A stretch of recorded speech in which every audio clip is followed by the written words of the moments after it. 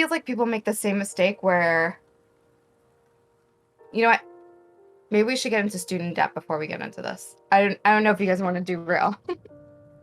Yeah, no problem. What's up, Fabian?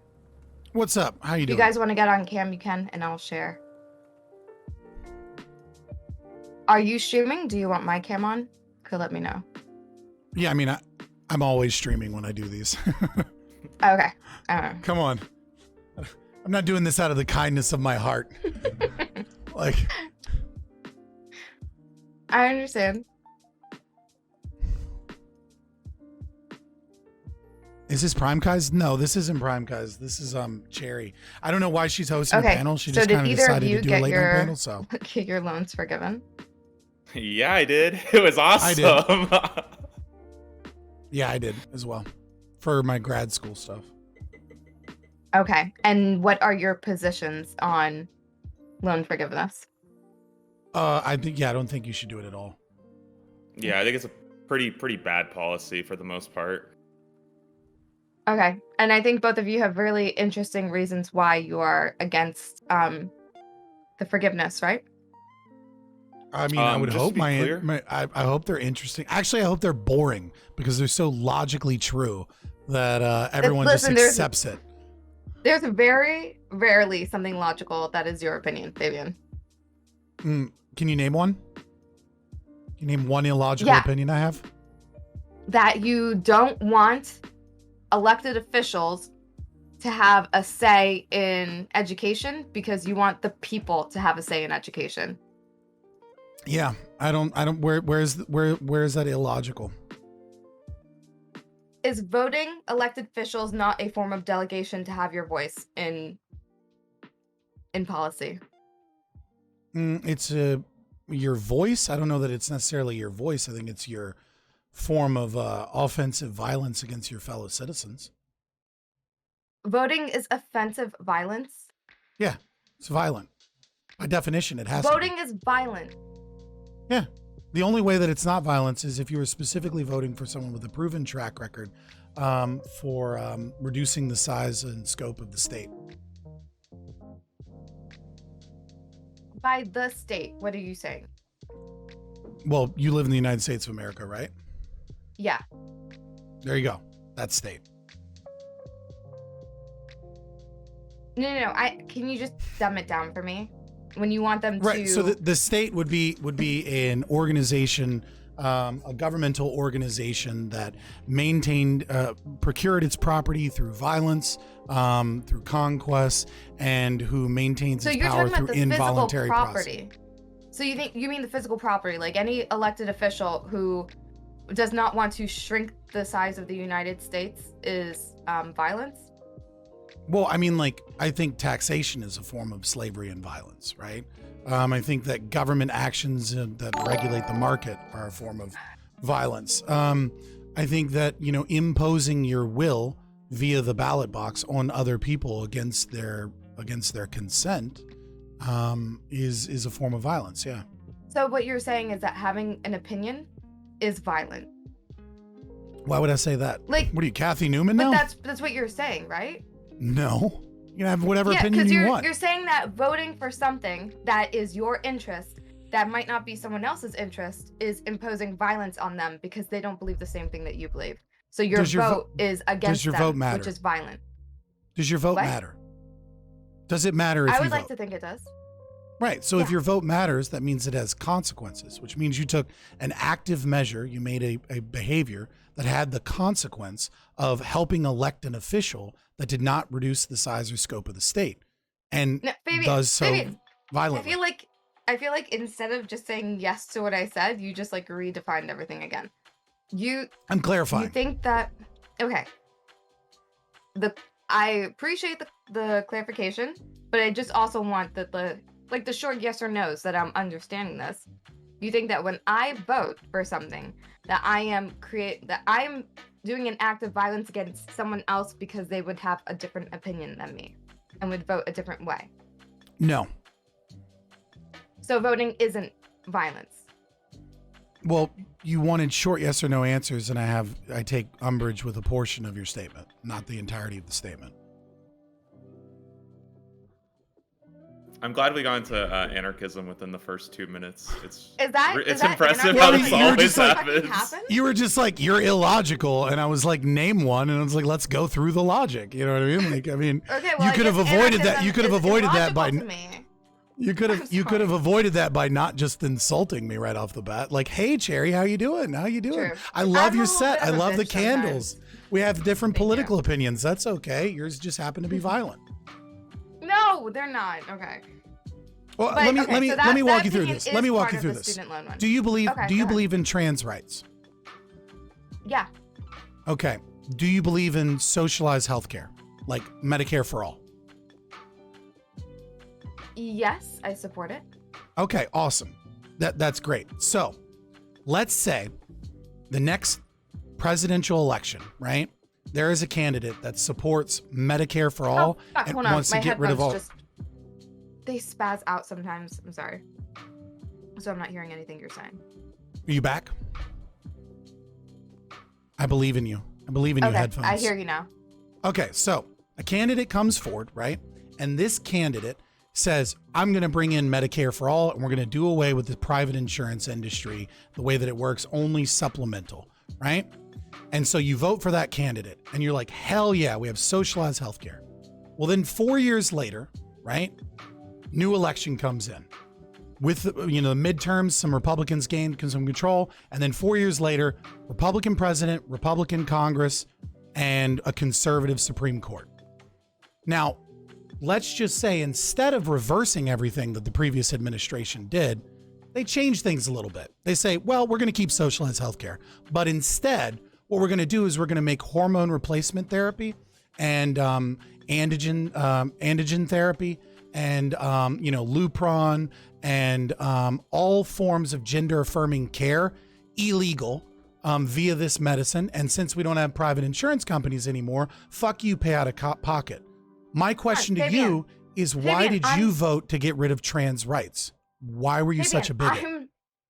I am not a 17-year-old emotional child leftist on Twitter, okay? You can't just conflate all of these things. You can't take really strong progressive positions and think that it's like ride or die for me. Why like, asked now if you or never supported for those me. things? Progress, you said you supported especially them. social progress, it's incremental and it takes time. And something like trans acceptance, while I accept them and I hope other people do too, it's a slow progress to get there. And I None think of that there's a lot of invalidates what I said. impatience. You are in. Okay.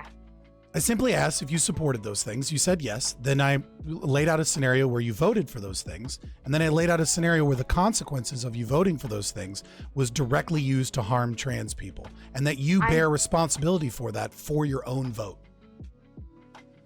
I don't think you did that. I think you conflated a lot of different issues, and then I think you took two different presidential terms, and some that happened, some like votes that happened democratically, and some votes that went against democratic norms, like the current state of the Supreme Court probably did not end up that way democratically. But let's just go back to I just student loans. invalidated your position. Is it just me and DoubleShine tonight? For this little late and night whoever discussion? else wants to join.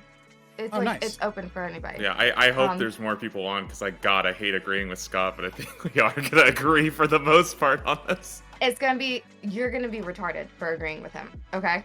Okay. Guilt but yeah, by anyone who wants to join- association. Totally not a leftist. Scott's already won out for the night. He already won the first debate, so. He did not win the first debate. The first debate was whether anarchism makes sense. Hey, and look, I mean, you're the one that voted to get rid of trans rights. Like, you own that, not me. All right? I didn't vote for getting rid of trans rights because of what? The way that what did you say happened with social Chaeiry, if you had to healthcare? choose universal health care or trans rights, which one is it? The idea that we couldn't progress to a point where universal healthcare includes trans medicine that supports transitioning is retarded. I never made that statement though, so that's. I mean, No, but I I'm saying agree you you're putting me in a place where I think that something the way it is today or the way it's used today can never progress in a good upward trend. No, I never said that. Nor put you in that position. I feel like you did when you're No, showing me what I how showcased- socialized medicine went in a showcased, bad it's real direction simple. for trans people, and I am hopeful that it won't stay that way. What I simply did was I showed, right, that when you vote to give the state power, that you're responsible for how that power is used, and that other people might use that power in ways that you don't like, and that is the very crux of highlighting why it is so problematic to use your vote to increase state power, because there are bad people out there that do things that we don't like, and some of them are politicians, and when you give And them how power, does that- they'll use it against you. Okay. So we're demonstrating that the government is power, right? We're foregoing the part where we the people get to vote in that power, right? But you're saying that this power is better in our hands if it's in the private sector. That the private sector could never do anything wrong or be transphobic, or I don't know, hike up their insurance prices or not cover illnesses, or Never said any of those things. But those are things that exist, and that's why people wanted socialized medicine, right? I mean, if that's the sole reason why people want socialized medicine, or a major reason, then One then of that them, might that be, they couldn't to get borrow insurance your coverage, phrase, that they... retarded. You think that's retarded for wanting to have like collective bargaining and to make insurance companies cover you even when you have a pre-existing condition. Stuff like that is these aren't problems that you see in the private sector. The first one I have no problem with. The second I do, because the second is an imposed regulation on people's ability to have voluntary transactions. The first one, like, why would I be against collective bargaining? And like, I'm actually the thing I like the most is like is the ability of having socialized healthcare, right? Through the government. No, that's not collective bargaining. That's violence. No, that's the purpose of it. We haven't gotten to a point where we can do that because. Oh, why do you disagree? Because that's not what collective bargaining is. What's collective bargaining to you? Collective bargaining would be a group of individuals that come together and utilize their position as a means of negotiation with another individual or entity or institution. Voting is not. Do you think that? Hey, can I ask something real quick? Can I hop in here real quick? Because I think there's Yeah. a big part that we skipped. Yeah. In the beginning, you're talking about violence. What can you define what that violence is by voting? Yeah, well, I would say it's to be more specific. I would say aggression, right? Because what Okay, it well, means- hold on. Those are two different. Those are two different things, and you're Yeah. conflating those two things together are not really fair. I'm using colloquial language as opposed to getting too deep into like the libertarian position, right? But if I was to be more accurate, yes, I would say aggression, right? Because I mean, defensive violence is okay. For fine. example. I'm not gonna beat you down on what the terms mean. But what does that actually mean, though? What do you mean when you say that? Aggression, that would be involuntary coercion, involuntary violence, involuntary force against a person's exclusive control of their body or private property.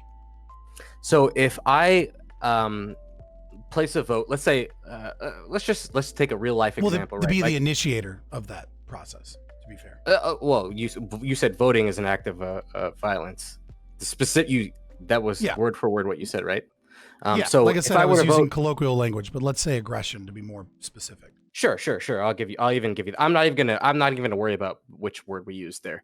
I'm gonna say, let's say we voted for. Let's say I voted for Joe Biden.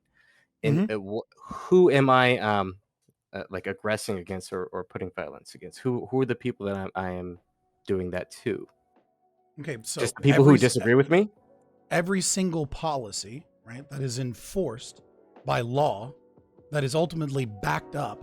Hold on, but there's a House of Representatives. Hold on. That's not how laws get through. That's not how laws get passed, right? Talking about the complexity of the state, and when you and then individualizing the vote for presidency, and then saying that because the state and the bureaucracy. Hold on, but she said vote. She said voting, and you said voting is an act of violence. You keep saying hold on to try and stop my argumentation. That's crushing. I just want you to focus on this one point. I just want this one point to get. I was trying to focus on that one point, and then you tried to expand it as an argumentation against my one point.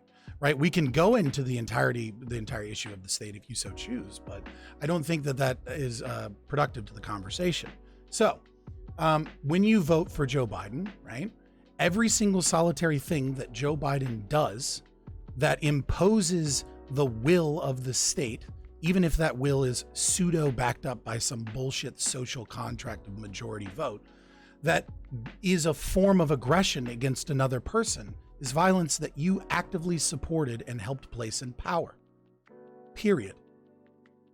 So, there you go.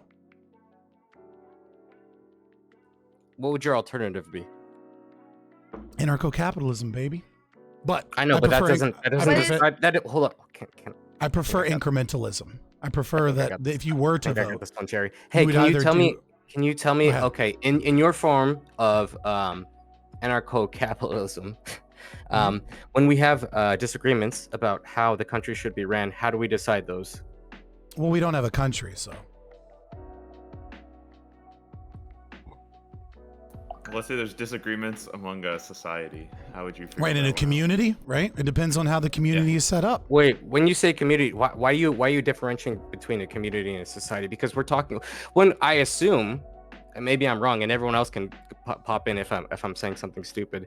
When Chaeiry said talking about voting, and you said that would be violence, I assumed we were talking about national, right? We're not talking about community votes. All of them would be. Okay, but on a national level, how do we decide those policies? There wouldn't be a nation. I'm an anarchist. I can't answer a question that presupposes the existence of the state and anarchism at the same time. It's an impossible question to answer because it's not a logical question. I actually do understand your point of view. I disagree with it, and I'm kind of trying to push you to lay out your worldview and try to say how your view is better than that view. If you're going to tell us just by voting that's violence, okay, then why would your worldview be better?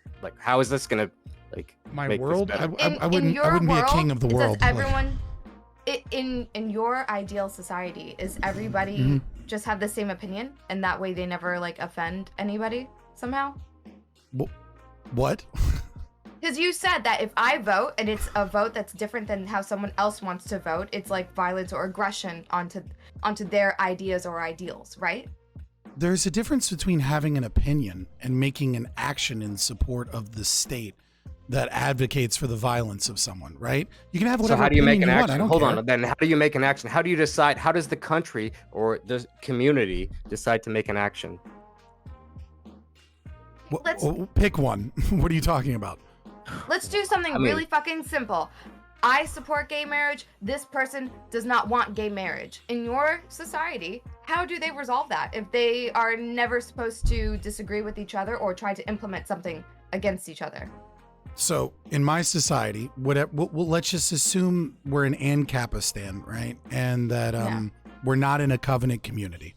Well, the way that would work is pretty simple. Gay people get married.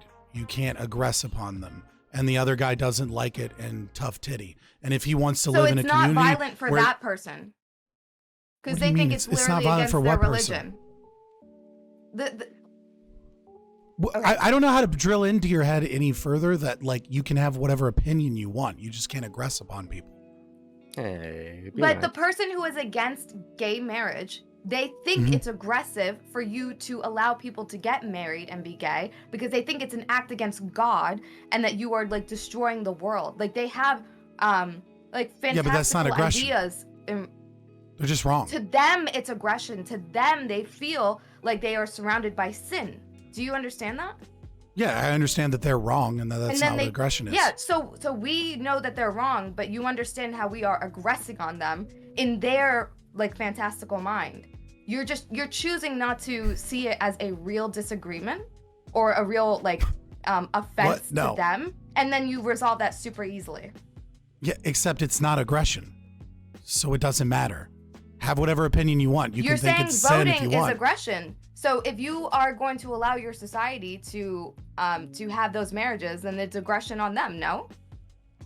Hey, why do you No, why do you obviously not. why do you get to be the arbitrator of what is aggression and what's not? Why do you? It does seem like you're picking and choosing. It seems No. exactly like you don't have a definition for it. You can't tell me what is aggression, what's not aggression. You're just picking and Who choosing said I what's don't- aggression who because said- what goes Okay.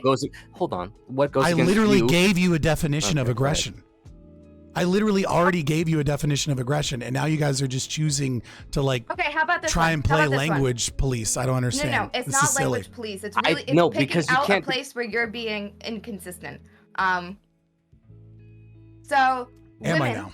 there are a lot of very religious people who believe that women are led by the devil. So the ability for women to vote is putting in politicians and laws that are sinful and led by the devil, right? They have a real fear for this, and they feel like society is crumbling because of that.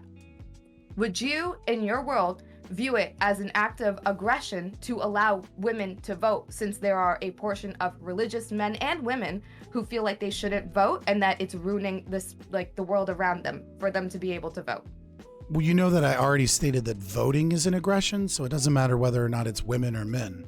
Voting to place in power of the state is an act of aggression. Okay, but you have to tell me why that's an aggression, bro. You can't just say like it is an aggression just because you disagree with having I like a tried form of- to. You you're tried not to even letting me interrogate finish talking, ANCAP, man.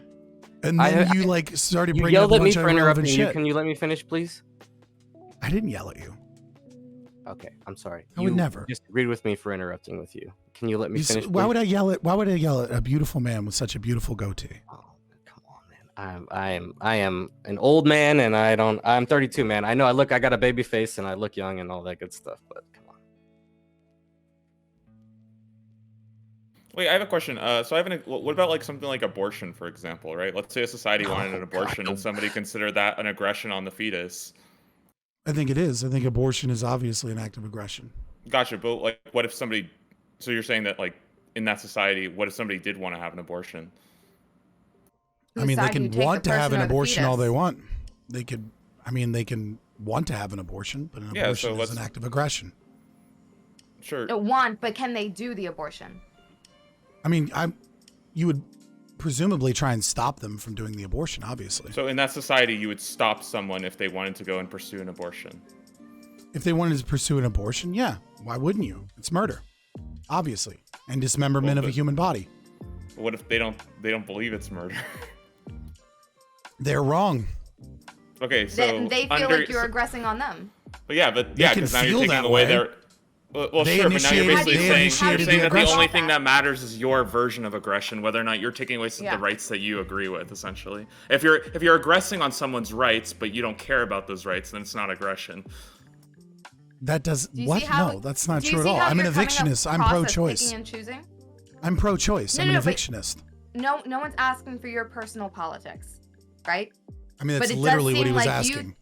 But it seems like you take your personal politics and decide what is aggression and what is not aggression. No, it's about logic. You go Well, through I think you logic should- to I think determine you what should- is and finding isn't the aggression. logic. I'm not you know, finding the logic. Your inability to see the logic is not really my issue here. Well, I think that the problem is you could see it as aggressing on Hold the on, fetus, or you hold could on. see it Stop, as stop, aggressing stop. on Hold someone's on, right hold on. to It abortion. is your issue here. That is what you're advocating for. That's your issue. Your issue is to make everyone else see your logic. That's your issue. I don't know that I'm going to be able to make every human be able to understand basic logic. That's what you should be striving for. Yes, yeah. I don't- That's I what don't you know want. It's not basic logic. It's your logic that you're. It's explaining pretty here, basic right? logic, right? Like, I mean, it's not a No, it's not a you difficult can dumb thing it to down understand. and act like I can't that understand dismembering logic a 101. live This is your human worldview. This is what is you aggressive. advocate for, and you can't explain it to me in a way that's coherent. So you are kind of feeling. I it your really whole can. mission. It's there's nothing incoherent about what I'm saying to say that murdering and dismemberment of a human body is not justifiable aggression. Okay, but that's not like the question. Your take on abortion isn't the question. It's your take on voting being violence or aggression to other people in society. That's Yeah, the big I explained question. it. And I you explained, haven't and I even gave you demonstrated it, no. I even gave you examples, and you just kind of read about it and then try to pretend like it was I'm incomprehensible. saying it doesn't make sense. It doesn't. It seems Makes very perfect inconsistent. sense. And it seems like your definition of what's violent or aggressive about voting just Okay. has to do with people Let me having dumb it down for you. Let me dumb it down for you. If I point a gun at you, right? And I say, I'm going to fucking kill you. And I'm start to move my finger on the trigger. Is that aggression? Is that an act of aggression, would you say?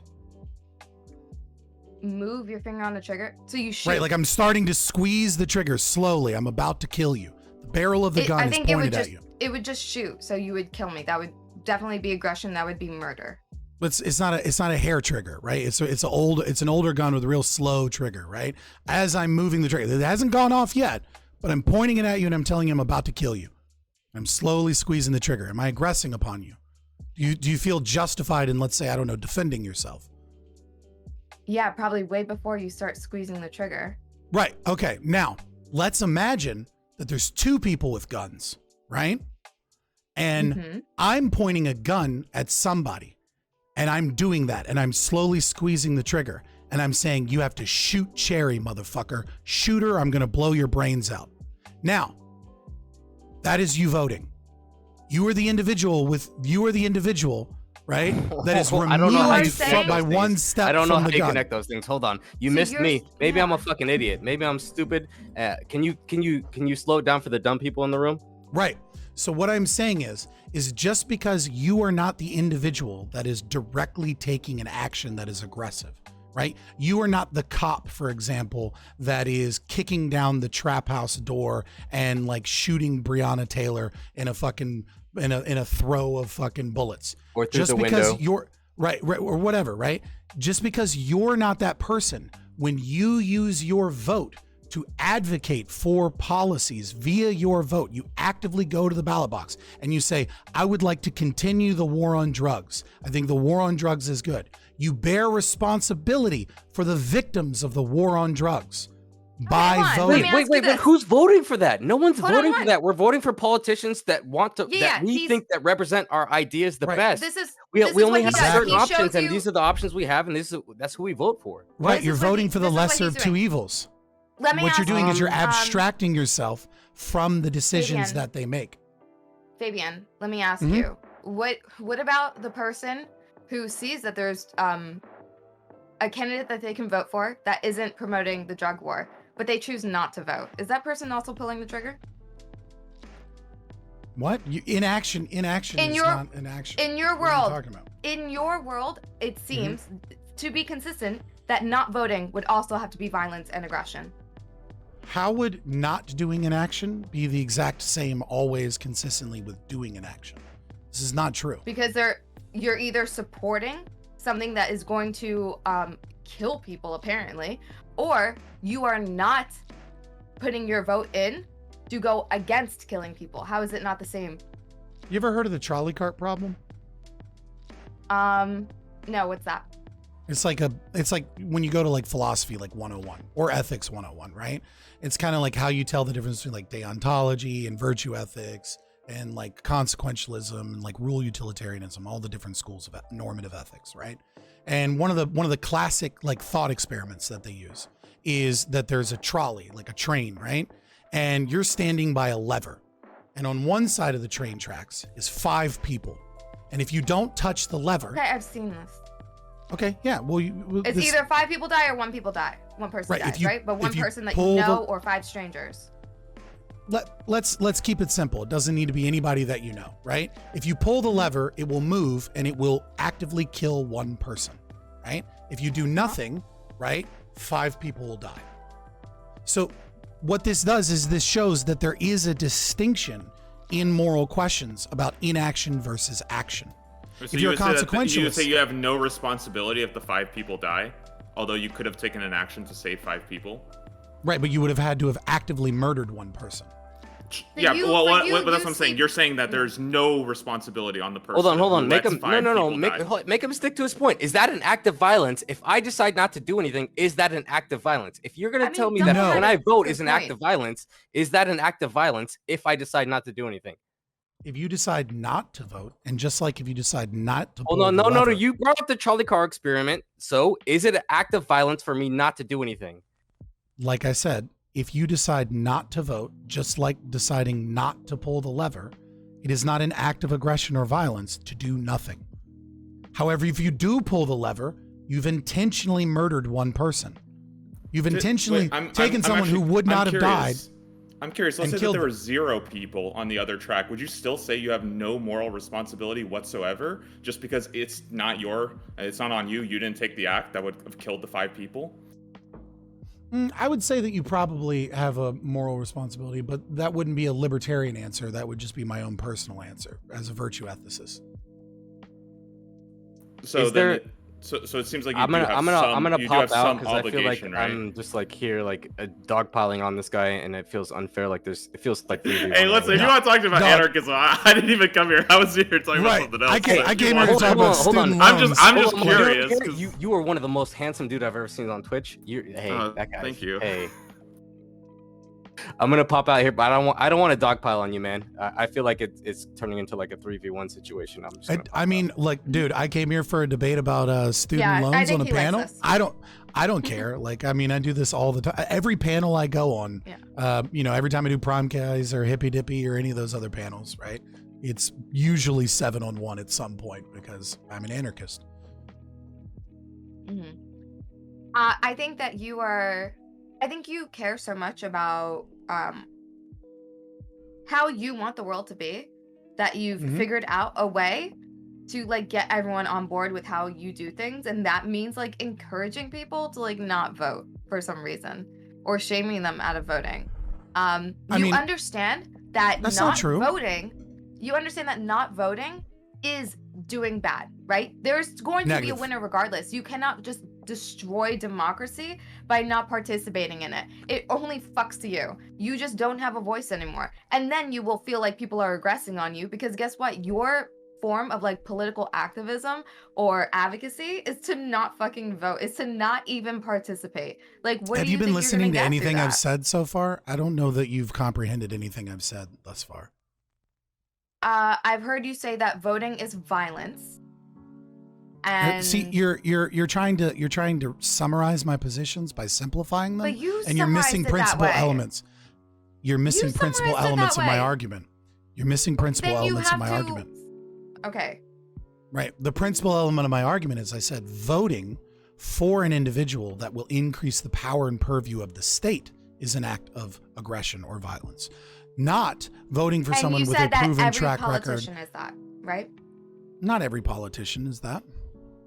Which Plenty of candidates for the Libertarian Party are anarcho-capitalists. What is the Libertarian Party? Are you talking about a third party thing? Yeah, it's the largest third party in the country. They usually get somewhere between like 4. No, that would be the Libertarian Party. Is like 10 times larger than the Green Party. I don't think I've ever heard of a Libertarian candidate. Don't you think voting for the Libertarian Party wouldn't that be better then? Like, you at least move closer to an ANCAP candidate. I also advocated specifically in my argumentation here that one could do a protest vote, or one could vote for a person that they know would reduce the power purview of the state. That would be most libertarian candidates. So yeah, I guess that's what I'm wondering. Would you rather they vote for a libertarian candidate or just not vote at all? Like, which one would be a more effective means of getting? Obviously, voting for a libertarian candidate, assuming that the libertarian candidate isn't somebody like Bill Weld, for example, that is just a fucking conservative that failed in the Republican Party. You know what I mean? Like, it'd have to actually be somebody that is a libertarian. But what if one of their policies was an act of violence? Then you would bear responsibility for that if you knew about it. If you knew that was something that they advocated for, you had evidence that they would support that. So you would say it's okay to bear some violence as long as you're pushing towards a state of the nation that you think is better, right? Well, I guess state of the nation. That. I know. I mean, essentially what you're saying is it's okay to bear some responsibility for violence caused by your decisions as long as it's moving towards a world state that you believe is better, right? Negative. I never said that, and that summarization is not accurate. Well, then how can you say voting libertarian is better than not voting at all, even if there is something that you might disagree with and have to hold responsibility for? Right now, you're taking away principal elements of what you said earlier as a means to try and get me in a gotcha trap. But really, what you're doing is just arguing in bad faith. So let me explain. I don't think I'm arguing in bad faith. I just don't really know.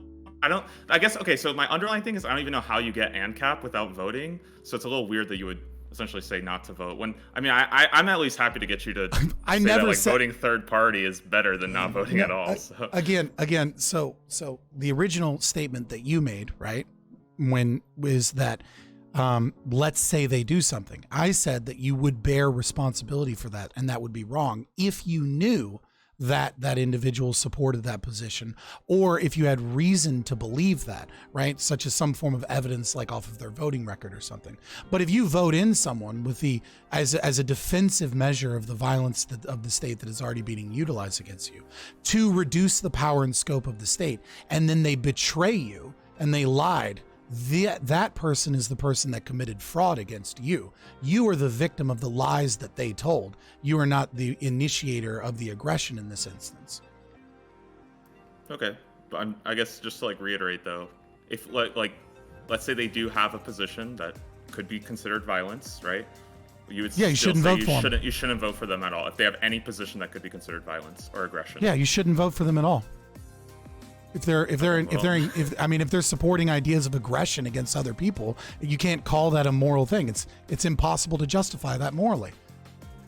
So there's like no, I guess I'm like, is there like no sense of harm reduction for you? Any act of violence is a bad thing, regardless if another person would have done more violence? I don't believe the lesser of two evils is something that you can choose when you're choosing evil. I think that that's not morally justifiable to choose a lesser evil.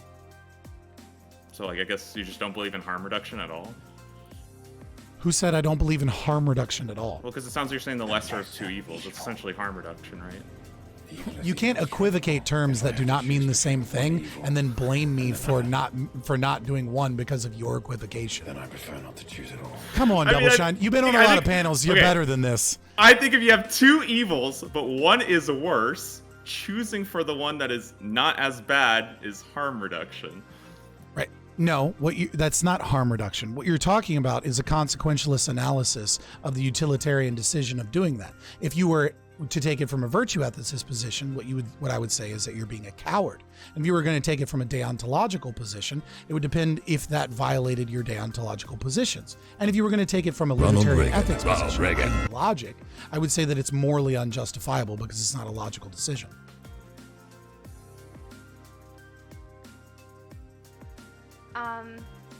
Are you looking up the Libertarian Party right now? No, I wasn't. I'm just curious. Hold on, these people? I had to come back in. Because you're pushing as an anarchist for non-violence. Non-aggression. Violence can be okay. What? What does that mean? Well, Violence like if you for use what violence reason? defensively, right? Like violence isn't Okay, always people bad, don't right? say that. No. People do not say violence is okay when they mean in self-defense. Because I what do, do you mean in self-defense? because Because sometimes if you are like Vosh, What? you say shit like violence is okay in self-defense, and sometimes voting is fucking like the self-defense. Like that's crazy. Break his brain. Ask him about Kyle Rittenhouse. It's I don't know pronounced if I Kyle Rittenhero, okay? Yeah. Listen, I think that guy was as much as I dislike why he was there and what he was doing, I think he was justified. I'll give you that. Yeah, But- not only he was justified, but you know who wasn't justified? His goddamn mom. Like, I don't know about his mom. his mom was like, "Let's go to the protest event to protect some buildings." Like, you just be like, "Dog, yeah, that's a that was probably child. bad Like, what the fuck parenting. are you doing? Yeah. That's bad parenting. Like, don't let your kids go to a fucking riot, parents."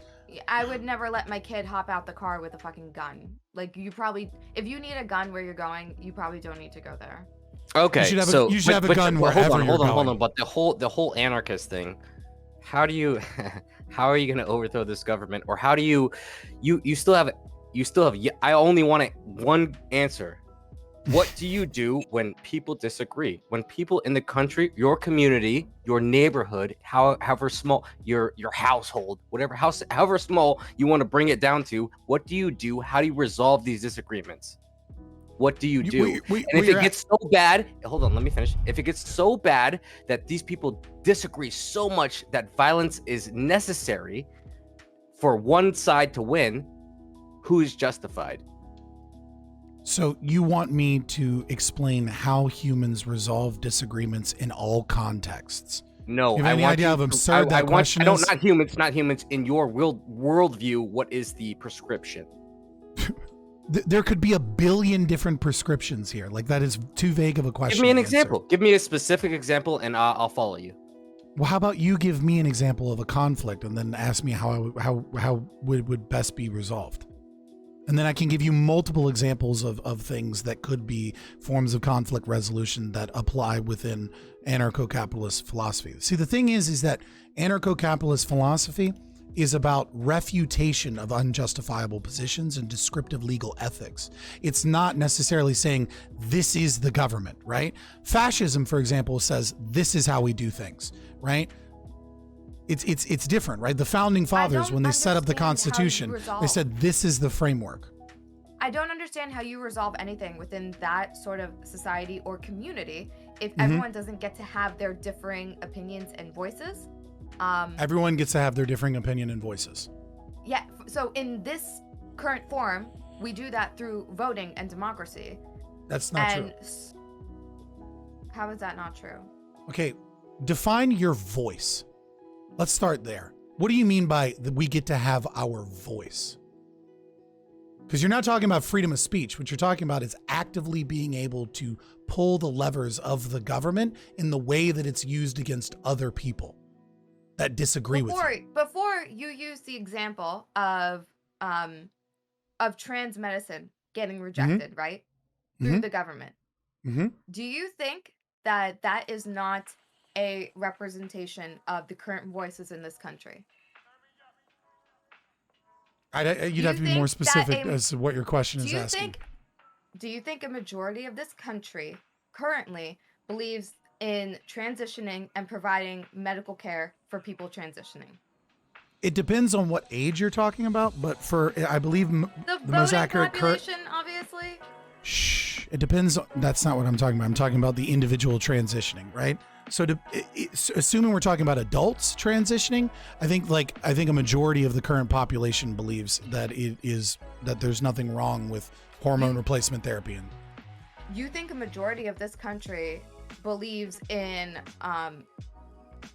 socialized medicine paying for transitioning for adults? That's not what you asked.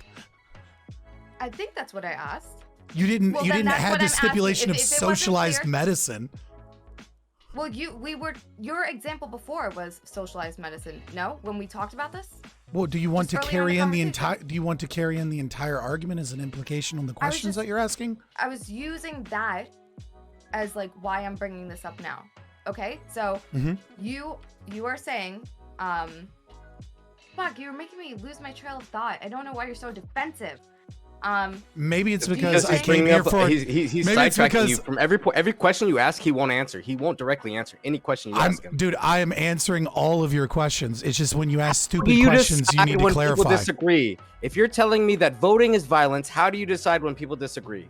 And you're telling me, go give me a specific example. This is what I'm getting at, Fabian. I think it fucking sucks for it to not be the case right now that people who want to transition cannot get access to the healthcare, or they don't get it covered easily, they're getting rejected. I think those things fucking suck, but I don't think that it's happening like against the like American people's choice. I think that a majority of this country is not on board with transitioning. I think they're very skeptical. They don't understand it, right? Well, so just to be clear, when you say the majority isn't against transitioning, you have to be clear. Are you saying that the majority isn't against transitioning or against socialized welfare that pays for that? Because that's like two very different. Yeah, that's like huge. It's different. And I think that's where the disagreement was. So I think like the medical transitioning. I think they are. That maybe most people aren't. Okay, so either just the idea of transitioning, maybe people don't give a fuck and they're okay with you doing what you want, but then when they think about their taxpayer money going towards it, that they are less in support. Absolutely. Rightly so. Both of those positions are the correct positions to allow adults to do whatever the hell they want to do with their bodies, and also to not support the theft and violence of socialized medicine. But the thing is, things like that, they change as we progress, right? Like, there's a lot of people who think that being obese is like disgusting and stuff like that, and don't want their taxpayer dollars going to fund these people's disabilities, right? Until we get more studies and look into it more and realize that, hey, obesity I would be one of is, those people. Yeah, for sure. Okay, but the medical problems of obese people and their presence in this society, it has an effect on our taxpayer dollars, regardless if you're paying for disability or not. Right. And it I shouldn't. don't I want shouldn't have to I don't pay want my to tax interrupt you, Chaeiry, dollars. but can hold on. He just said something that I think he needs to address. Hold on. You don't think that like obese people should be paid for just because they're obese? Because why? Why would? How could you justify stealing money from me to take care of other people's medical issues? Okay, he doesn't understand the concept of a healthy No, society. I do. Trust. And putting, he's like, I just imagine you, and this is rude of me, okay? But I always say the thing I'm thinking, whether it's rude or not. I imagine you as a person who does penny pinch, and that maybe you're financially not in a well spot. So every dollar that you think of going towards someone else's problem through your tax money, you feel like you're not getting back for your problems. So you're probably hypercritical of any issues that people are trying to tackle that doesn't specifically help your issue, and you don't think about how a well-functioning society can eventually help you out. Like if we're not specifically helping you, you probably just find no value in that situation. That's an interesting way to call me broke and psychoanalyze me, but no, I'm just against theft. I think it's just Theft broke is wrong. and lacking empathy, if I put it really, really bluntly. Right. Well, I think theft is wrong. That's the truth. But to be- a lot of to be people clear, who are poor lack the empathy for like other people getting money. But wait, don't So your to be argument fair, is don't I'm you like poor not and really therefore support I the lack government empathy? taking taxes for any purpose? It's not really a Yeah, like, it's not about whether or not so it it's not benefits really me, I'm about them against being theft. fat, right? It's like you just don't like them stealing Yeah. money. Right. I'm just Exactly. against theft. So what we've realized is that paying for obese people to get stuff like a gastric sleeve, or any sort of gastric surgery, makes them less of a tax burden on the country and adds to like a positivity and betterment of their life. So we've found a value in putting money into people. Negative. And I feel like we found a value of putting money into people where before society kind of stigmatized that and thought, I don't want to help fat people because, well, whatever, that's your fucking problem if you're fat and unhappy. I think eventually we'll get to a place in society where we find a value in helping trans people transition. Hey, if you want to donate money for obese people to get gastric I pay sleeve, my taxes, Fabian. dude. Well, I said donate, not pay taxes. Yeah, no. That's fine. I pay my taxes, and for me, I sleep just fine night feeling like I do my part, paying my taxes. That's cool, but that doesn't change the definition of the word donate. That's voluntary. Yeah, I don't know why as you're opposed to bringing up involuntary. donating, because I'm talking about taxes. Shh. Listen, you might learn something. So if you want to do that, I haven't learned anything, but keep talking. that's your fault, not mine. So again, It's if you want to actually donate yours money, if you're the one advocating and trying to educate. I can't increase your IQ, Chaeiry. I can't do that. Do you think IQ has something to do with learning new information? Do I think that G factor and is highly correlated with IQ and thus has to do with learning new information? That's basically the definition of the intelligence quotient. You think that? I know You think that. people with a low IQ? Hold on, are can't you a learn race realist? information? Am I a race realist? Why is bringing up IQ somehow make me a race realist?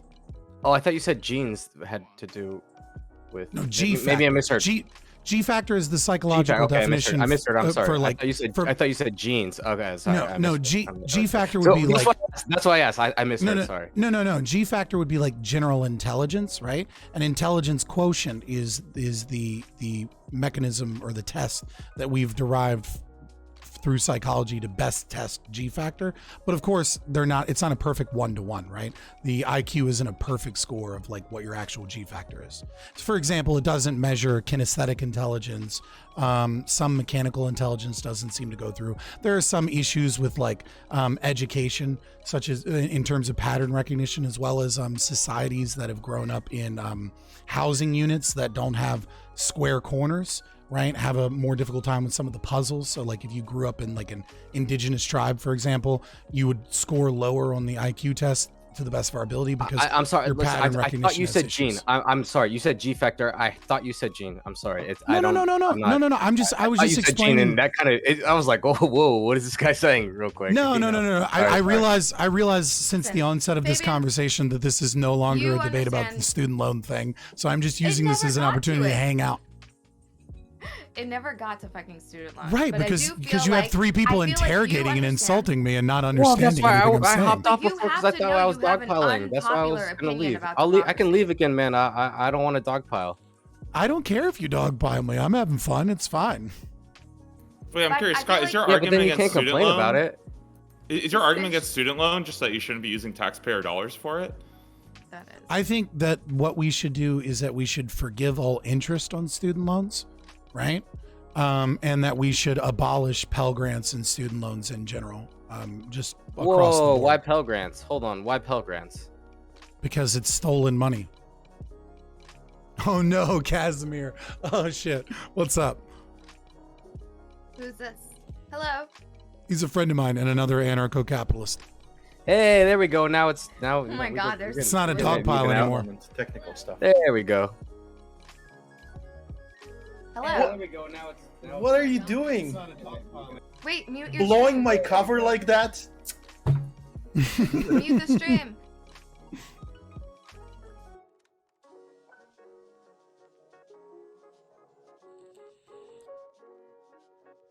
You good, Kaz? Oh my God.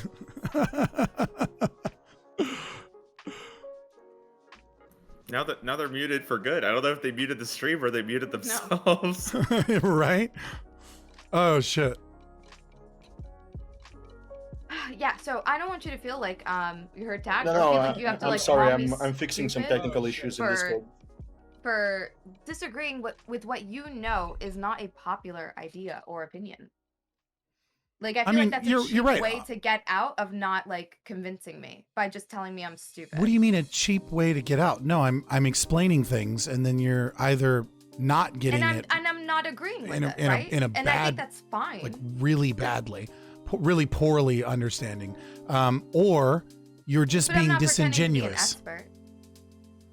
I think I'm pretty honest about the things that I don't understand, and I'm willing, and like I'm asking you about it, and not pretending like I know better. By than the you. way, every time you've disagreed with her, you've pointed out that she's stupid or said something bad about her intellect, anything like You that. tell Whatever. me you're Or starting with you've basics, personally fucking attacked her multiple Philosophy times. 101.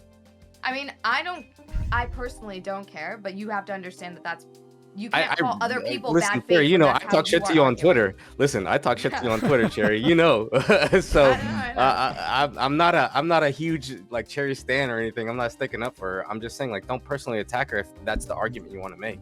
Make your Right? argument. No, I but- mean, Don't I attack. have if no you problem are making my going argument, to- but if you continuously mischaracterize my argument through intentional misrepresentations, then I'm just No, gonna be like, okay, are you stop. being dumb, Because if or I are you use your just being words- silly?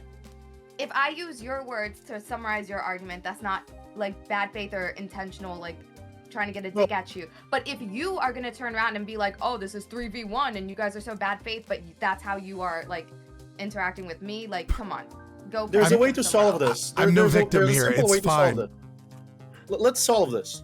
So there is a way to solve this in the most charitable and beautiful manner. It's called the steel man. The way Okay. the steel man functions, it's sort of like a game. The game is that you're good faith, and he's good faith, and one of you is going to lay out the position of the other, and the other can interrupt and correct at any point. And if you're being corrected, you should just accept. You should just be highly receptive, completely open-minded.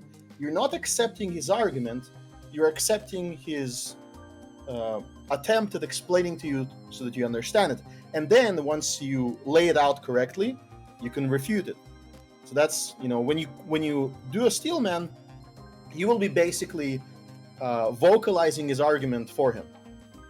If you're ready, we can. You're just asking people to through that. give their position again. That's all that's really happening.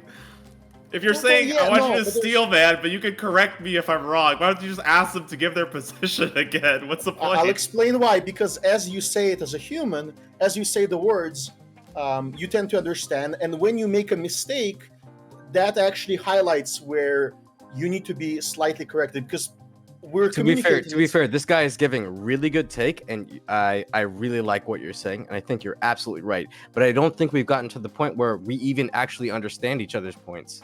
I can't steel man his points because every time I ask him to clarify how do we make a decision when people disagree, I get a long answer that doesn't give me the answer. And I think that's the one answer that maybe Chaeiry doesn't agree, but I think that's the answer we're looking for. So what I was saying again is like, when you say, how do we come to a resolution when people disagree?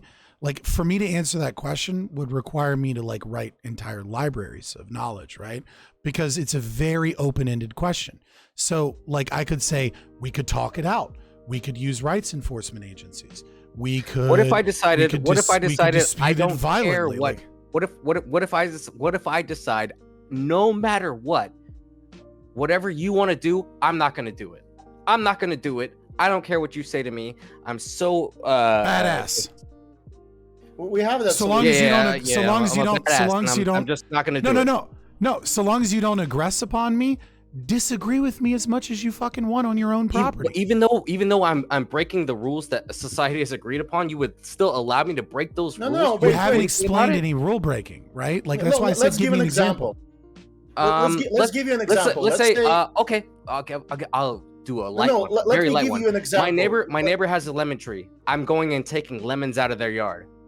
Right. I'm seeing that. I know that that's his lemon tree, and I'm going to ask you. I'm going to say, "Hey, Mister." I'm saying, but then I'm telling you, I'm not going to stop taking lemons out of his yard, and there's nothing you can do about it. Right. We're role playing right now. So I yell at you, "Hey, Mister, what are you doing? That's my neighbor's yard. That's his lemon tree.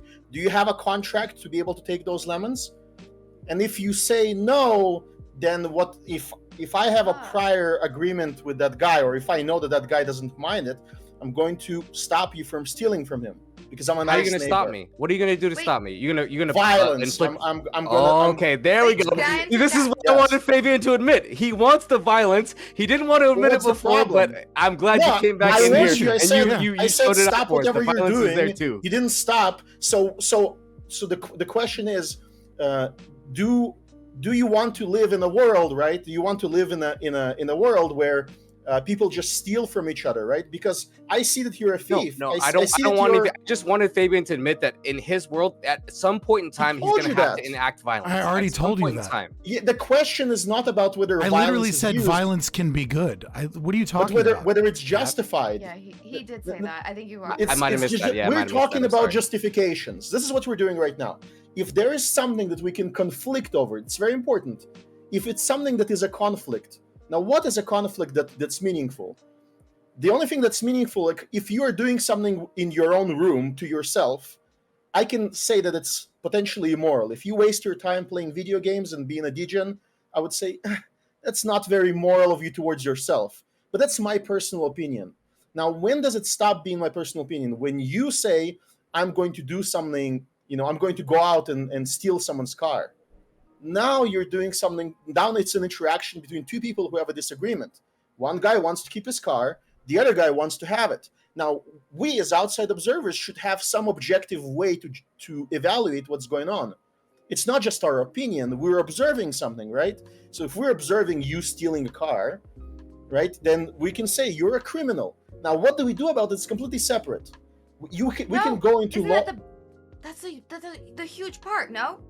No, one moment. So let's split into two halves. Half one is before you do that, because Fabian said something earlier and it. But wait, no. Let me finish really quick. Just one sentence. So we're going to split this into two halves, and this is what you have a conflation here. Half one is everybody on the panel agrees on what is justifiable, and once we agree, we can determine strategies on how to make that actually happen in real life. Because you can be convinced that something is justifiable in terms of an ethics system, and then we can talk about how to actually enact it in real life. Those are two separate questions. I'm fine with answering, or Fabian is probably fine with answering any one of them just separately. If you want to talk only about practicality, that's great. Let's talk about practicality. Okay, what I want to talk about is what the fuck is a rights enforcement agency? So you have car insurance, right? Yeah. Well, I hope so, right? Practicality. Right. Yeah. So this is practicality, exactly. So one of the proposed solutions, right, of how does one voluntarily set up a system of justice, right, as opposed to justice being enforced by the state upon you, is that we recognize that we have rights. We have the right to non-aggression, to not be aggressed upon by other people. But how do you protect your rights? Well, you could protect your rights yourself with a gun, right?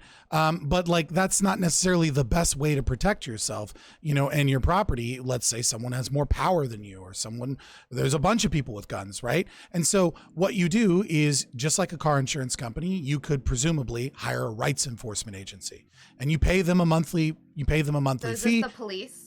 This is private police. Rights enforcement agency could hire or also be private police in many ways, or they might not have, or they might simply contract police, right? But it would be more like an insurance company.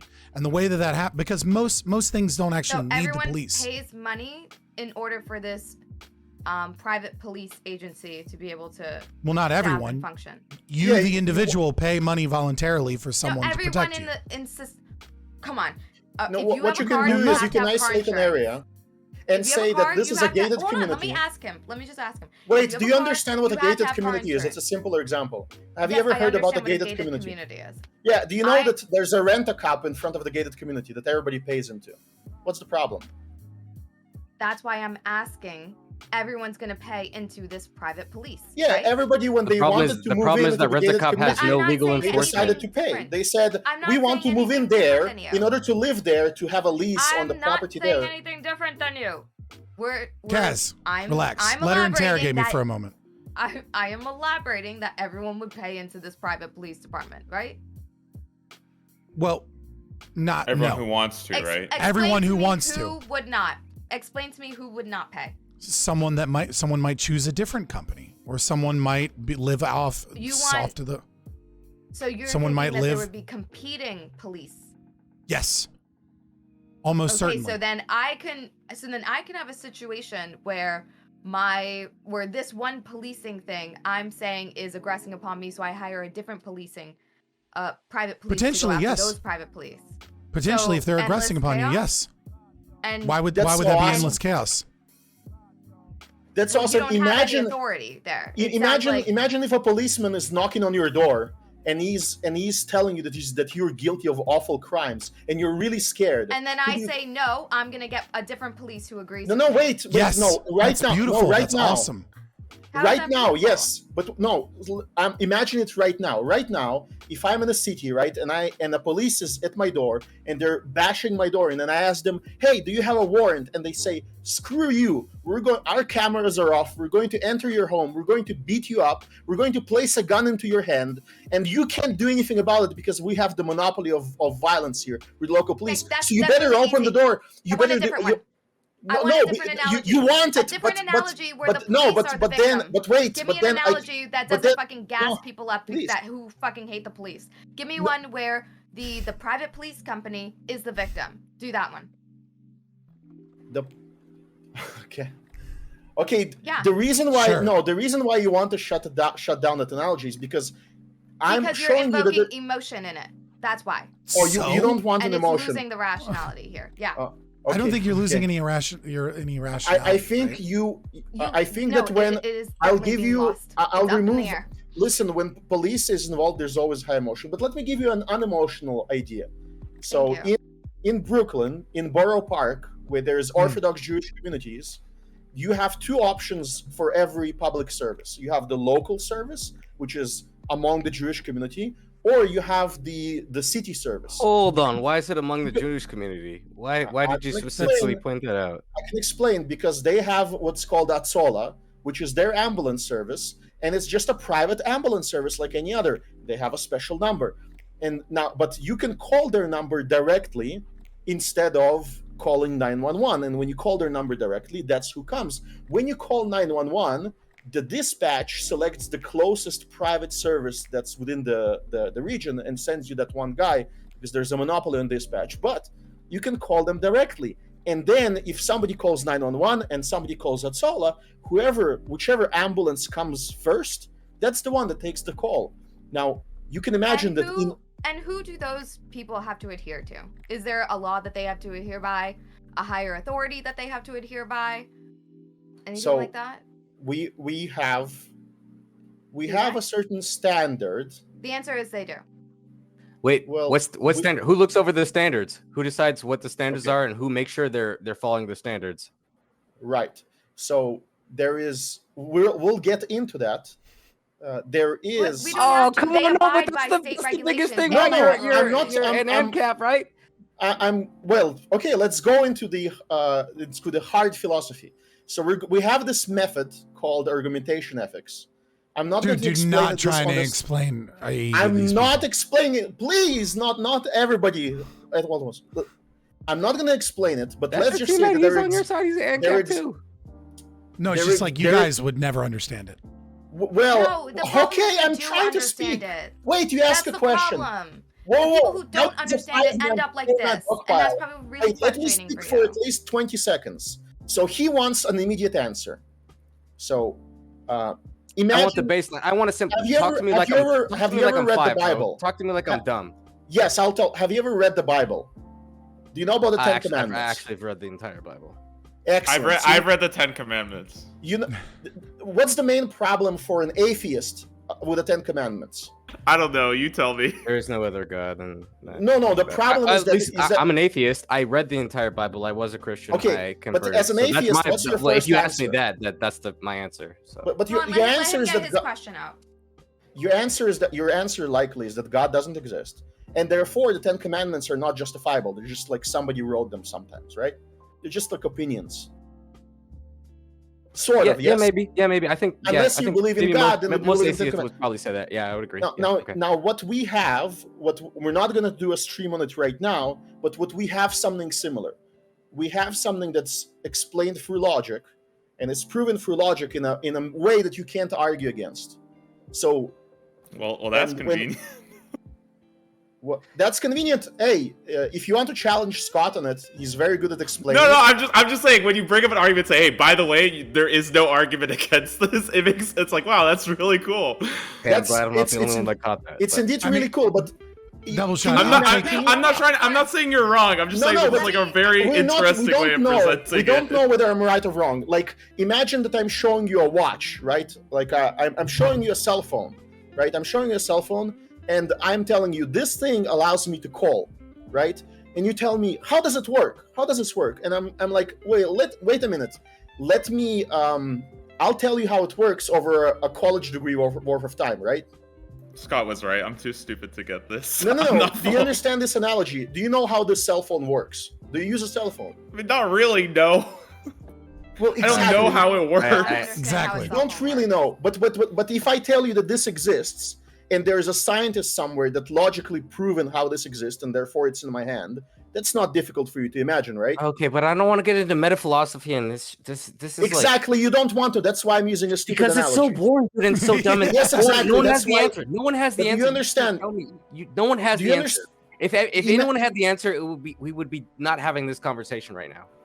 Well, Well, we do. Well, Here's the problem. We Hold do. on. Here's the problem. Because I am married to a brilliant man who, when you pick up that phone, you act like that explaining how a cell phone works is supposed to be so difficult. Like, hold on, I have to walk you through a fucking college degree in order to explain to you. That's not true, okay? People who know what they're talking I think about what he was can asking summarize if it the in cell 2 phone could even sentences. exist in the first place, right? I think that you're No, asking the he's metaphysics. saying- Oh, no, maybe what I he is misunderstood. saying- I'll shut What up. he is saying is that the question that is being asked is going to take a long, thorough time to explain and to walk you through About an to hour. understand. It's Yeah, already yeah. been figured out. You just need to take the time to learn all of the information to understand it to a point where they've understood it. But that's not how it works with people who understand what they are preaching. People who understand how a cell phone Okay, works. I'll give We're you two lying. Tell sentences. you, No, go to oh, fucking college. They can Here you speak go. in 2 I want to say fucking Here you sorry. go. I misunderstood that no. question, and No, I no, said no. some stuff that It's cool. I misunderstood what he said. Sorry. I got it to you in 3 sentences. Okay, I got it to you in Okay. 3 sentences.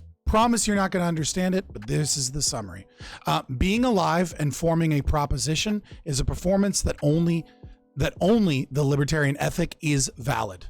In order for you to make propositional statements, they must be justifiable by logic itself. Otherwise, latecomers would have legitimate claims to things or property that is defined subjectively. Doing so would make survival impossible as independent decision-making unit in tempori. Thus, no one would be able to make a valid proposition. I don't know what the word tempora is. Can you tell me what In that tempora is Latin for like in time. It's like when you deep fry it in. Oh, okay. Fuck, God damn. Sorry, I don't speak Latin. My bad. Chaeiry. My bad. Fucking Dumb, dry. stupid me. I don't speak The Latin. My original bad. question that he asked is, do we have a method? So imagine that you're two insurance companies that just observed a car crash, and we exchange insurance companies' numbers, right? So what they have is they have their internal method where they start calling each other, and they try to resolve this. Now, if it's a simple car crash, simple meaning they've handled many of those before, they just go through a formula. They have like a table that says, that's roughly the damage estimate. You know, that's likely the estimate of That's how not true. much... Have you been in a car crash? That's not how it. At least in America, that's not how it works. It actually is how it works. 97% of all They don't cases, have a list of saying like, oh, if you were in 97 a car crash, this is roughly how it 90 works. You go to get an estimate, 90 and based on the estimate, that's what the value is worth. So it's not just fine. 97%. No. It's based upon 97 what the person, what 97. the consumer company who is not affiliated with the government at all determines what it's worth. That has nothing to do with the government at all. That's a completely separate It's company. not the government. Exactly. We're talking about 97. insurance companies. Listen. 97% of all car accident cases and property damage cases against cars do not reach litigation. I would agree. I wouldn't want to go to court either. I would just take whatever. Yeah, most my- people don't want to reason- go, right? Because Yeah, they but have it's a a formula. hassle. want to go It's a to hassle, court. but that doesn't have anything to do with. Right. No, but there is, value there's, of the- there's the- reasons the why they damages. don't None go of to this has court. anything to do with student loans. So I was know. thinking, Bring I us think back. Bring us 10,000 back. is reasonable. I think 10,000 in forgiveness is reasonable. I know a lot of people are like, "Oh, this isn't going to solve a problem. This isn't going to solve a problem." I think this is a band-aid fix for something that does have to be addressed. To fix a burden that pursuing further education is on a lot of people. I know a lot would like to think that furthering education isn't necessary. I think it's so necessary, especially with how technologically advanced we're becoming. I think you do need a college degree education to be in most office jobs. Like, so I agree with you. I think 10K is pretty reasonable, but for none of the reasons you just listed. The only reason why I hit think me with it, Double. Yeah. So the only reason why I think 10K is really good, and this is why I actually generally support this plan. My bigger problem is with like broader student relief plans, something like the Warren Schumer plan that tries to go for 50K, which I think is fucking crazy. Or some people are even saying cancel all of it, which is, I mean, that's just insane. But the 10K is good because the majority of people who default on their loans, it's not the people who have like 200K from their grad student loans. It's the people who are actually in that range of less than 10,000. It's either less than 10,000 or less than 20,000. I can't remember, but that's the vast majority of people who default on their student loans anyways. So I'm actually totally fine with paying people 10,000 because those are probably it was also the people 20K for the Pell Grant.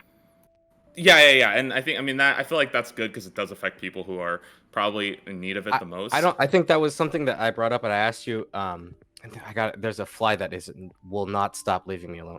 There's this guy. I'm having a rough day today. Sorry. You didn't explain to me about the Pell Grants. Why are the Pell Grants bad? Well, I think stolen money to give to other people is always bad. Okay, but you can't just say it's stolen money. You have to explain to me why you think it's stolen money and because it who they comes from stole it taxes. But again, no. His problem has nothing to do with the Pell Grant. His problem is just with doesn't. taxes. It's a separate argument. No, So I so, agree. like- I agree, but I dislike the fact that he's putting this out there like Pell Grants are stolen money. Well, all taxes. Where did the are money stolen come for from? them? Yeah. Where did the money come It has from? nothing to do It with came Pell from Grant. taxes, It's like right? any money spent. Listen, Okay, how well, about we do a solution so that we don't have this conundrum in the future? We're going to say that until the age of, let's say, 26, which I think is roughly the scientific cutoff, where a person becomes fully developed in his brain, right? It's Up 24 until for that age- females and 26 for men, so the average would be 25. Well, we'll do it by sexes, as you indicate. Anyone who is biologically one or biologically the other, we're going to give them that cutoff, right? Before that What cutoff. does that mean? Everybody has. Let's What do you agree. mean, is biologically one or biologically? Why What would you law? word it that way? Let's do it very simple. He's talking about it. Hold on. I'll explain 25 real quick. Whoa, I'll explain real quick. No. She asked a question. No. Hush. Stop cutting me Stop. off. Well, she asked a question and then you dismissed the question. It doesn't matter. Yes. It distracts from the point I'm making. I want to lay out my argument, and then you'll destroy it. Doesn't matter. I'm not Hey, you guys are on the destroying same anything. team. Relax. We're gonna decide. I just want to answer her question. We're gonna decide on an You age. recalcitrant fucker. We're going to decide on an age, and at that age, and before that age, the parents are responsible for any types of loans that are taken out. If they have the ability to pay for such loans with their own money, then throw this out. There is a I feel like you need to. I don't want to say that you have to be an American or maybe had to have gotten a loan as an American as a youth to participate in this, but no 17, 18-year-old child can take out a loan without a cosigner, and it's usually their parent. So right, whatever you're talking about right unless now, it's from the government. throw it the fuck out. Unless it's from the the Pell government. Grant. So let's set it at 25 years old, and then if you're younger than 25 and you're going to college and you want to take out a loan, that loan doesn't get co-signed by the parents. Your signature is not on it because you're not a decision maker in that. It's their loan, and you can buy it from them if you want later on. You can transfer it if you pass certain tests. But until then, you're not a decision maker, and they're deciding. And then, yes, you will give them money to pay off that loan or not, but it's going to be their adult responsibility. How about that? Or a VA loan. I just wanted to throw that out there. You could also get it from a VA loan. I did. I served my country. Now I need to check this out. So did I. Are at an SRP clinic. Well, so you should have thrown that in there. That's how. I mean, that's what I hear. Well, I think what it was. It's like 15% of the people who go to college in America get their loans from serving in the military, right? Yeah, I got my GI Bill. I still don't agree with. That's a significant amount. Yeah, significant amount of money. Can you tell me why you think they're predatory loans? I have no idea what you mean by that. Well, that's Hold the on. argument I went to ITT Tech and I got caught under. Yo, that is a predatory loan, dog. ITT Tech is a shit institution. Fucking check and mate. He's like, I went to ITT Tech. We're 10 steps ahead, but I'm throw that out there. But they forgave that I don't know, 10 days or 6 days before the bike. Yeah. ITT Tech was they were fucking. They were going to fucking. Real talk. I got to check the mail. Said, "Oh, sorry, we fucked you over." They were going to the VA hospital and finding people with TBIs and fucking PTSD and getting them to sign up for classes they weren't mentally capable of taking just to use GI Bill money. And they were lying to them and not telling them that hey, if you don't pass these classes, hold on. that I you have to pay it back. I'm sorry. I feel like I have to clarify something because I feel like I said something that's correct, which is the fact that none of these 17, 18-year-olds can take out a loan without getting a cosigner, and then you guys said Pell Grants, but that's not a loan and it's not money that they have to pay back, is what I'm told. That they are grants. You don't need a cosign for federal student loans. But you're correct. Let's simplify it. Listen, you don't need one, but you don't qualify. You don't qualify for that amount of money. Depending on what college you go to, you're not going to qualify unless you have somebody who has assets or something that. No, it's the exact opposite. If your parents make too much money, you don't qualify for federal student loans. Yeah, this is correct. I'm almost positive you can get federal loans without a cosigner. Otherwise, how would people ever go to school? Both of those things are right because I live in a low-income area. So you can say that maybe in the area that you live in, yes, if your parents make too much money, that's never been a problem for anybody I know. Sub loans don't require a cosigner. Yeah, it's only private. Only private loans need a cosigner. Otherwise, people who didn't have their parents co-signing or whose parents didn't have the ability would never be able to go to school. What you're telling me is first you call me a broke motherfucker to try and say that I don't have any empathy, and then you show how privileged. Now you're showing how privileged you are because you didn't even know about federal student loans because your parents made too much damn money. Why do you think that? Because it's a joke. Oh, okay. Listen, the main point, right?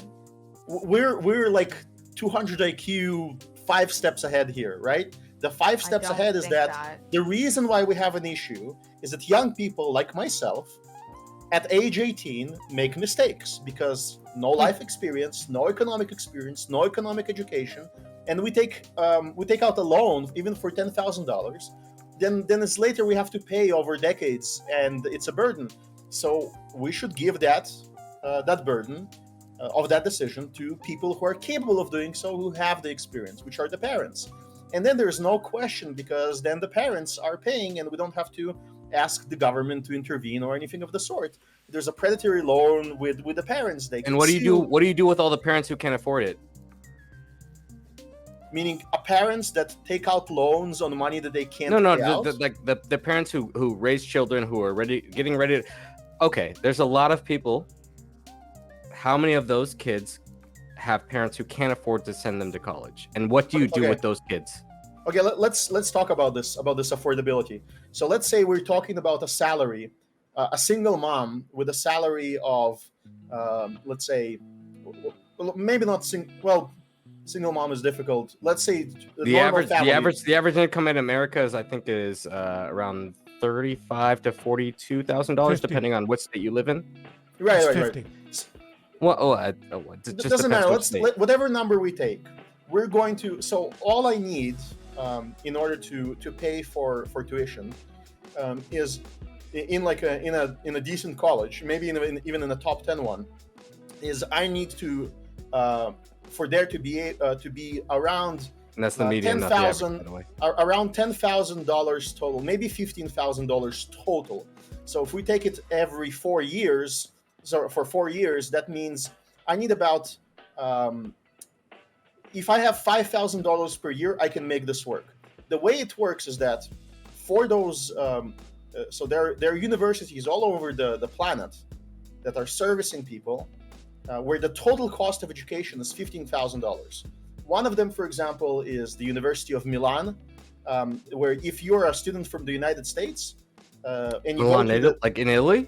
Yeah, in Italy. And you go to study in Italy for the position of an architect, which is a 3 to 4 year degree. Do you think anyone in my neighborhood can afford to go to Italy? Yes. So how can we send somebody from your neighborhood into Italy? That's the absolute most wild thing I've ever heard of. Yes, it's wild. But the reason why we're going for this wild hypothetical, to understand how ridiculous our current situation is. How much money do you pay in taxes every year on a 40,000, 30,000 I pay 33% in taxes. I live in California. I pay a lot. Wait, hold on. I'm thrown off. When you say our, you're in America too now? Yeah, I'm in America, of course. He's been in America the whole time. Wow, Chaeiry, what are you? Now you're the one assuming things. Yeah, that's fine. It's fine. No, I'm absolutely gonna assume things when he sound like that, for sure. Okay. Listen, he was born in St. Petersburg. It's fine. Well, okay. More. He keeps doing this. Look. You made it public, right? Oh, you're talking He's about talking about me. Dude, you've said that on my stream plenty of times, right? Yes, but you're originally from Russia. But yes. You're stealing the revelations. You're stealing so much fun. I have a lot. I understand what you're saying, but I have many disagreements. I think that we do need to help people when it comes to the cost of education. I think it is a value to educate people. Give him back his taxes. He can afford them. Half of the taxes he pays per year, half of the taxes he pays per year is enough to send his child to college. I think we get to a better place where we don't have people graduating from college and still going on to be in debt and essentially yes, not like. But so he has that money. No, hold on. Why does that debt matter? Hold on. Who cares about that debt? Because for me to say the first sentence in an idea that I'm trying to think out and you're agreeing, like I haven't even said anything to agree with. Holy shit. I'm sorry, Chaeiry. The steps we need to take is, first of all, getting people into pre-K because it demonstrates that they will have studies have shown that they'll have a better education, or they'll. Studies from Tennessee actually say the opposite. By the way, in my area, I have a 2-year-old, and there are no pre-Ks in my area. I can't get my kid in anywhere. I'm literally taking days off school, so like there's homeschool. Making sure that students have food in school, making sure they're not hungry, right? Making community college free so people can pursue our education past high school and probably catch up with a lot of the rest of the world whose education is probably equivalent to like their high school education. Them coming out of high school puts them in the same qualifications as some of our college graduates. That's ridiculous.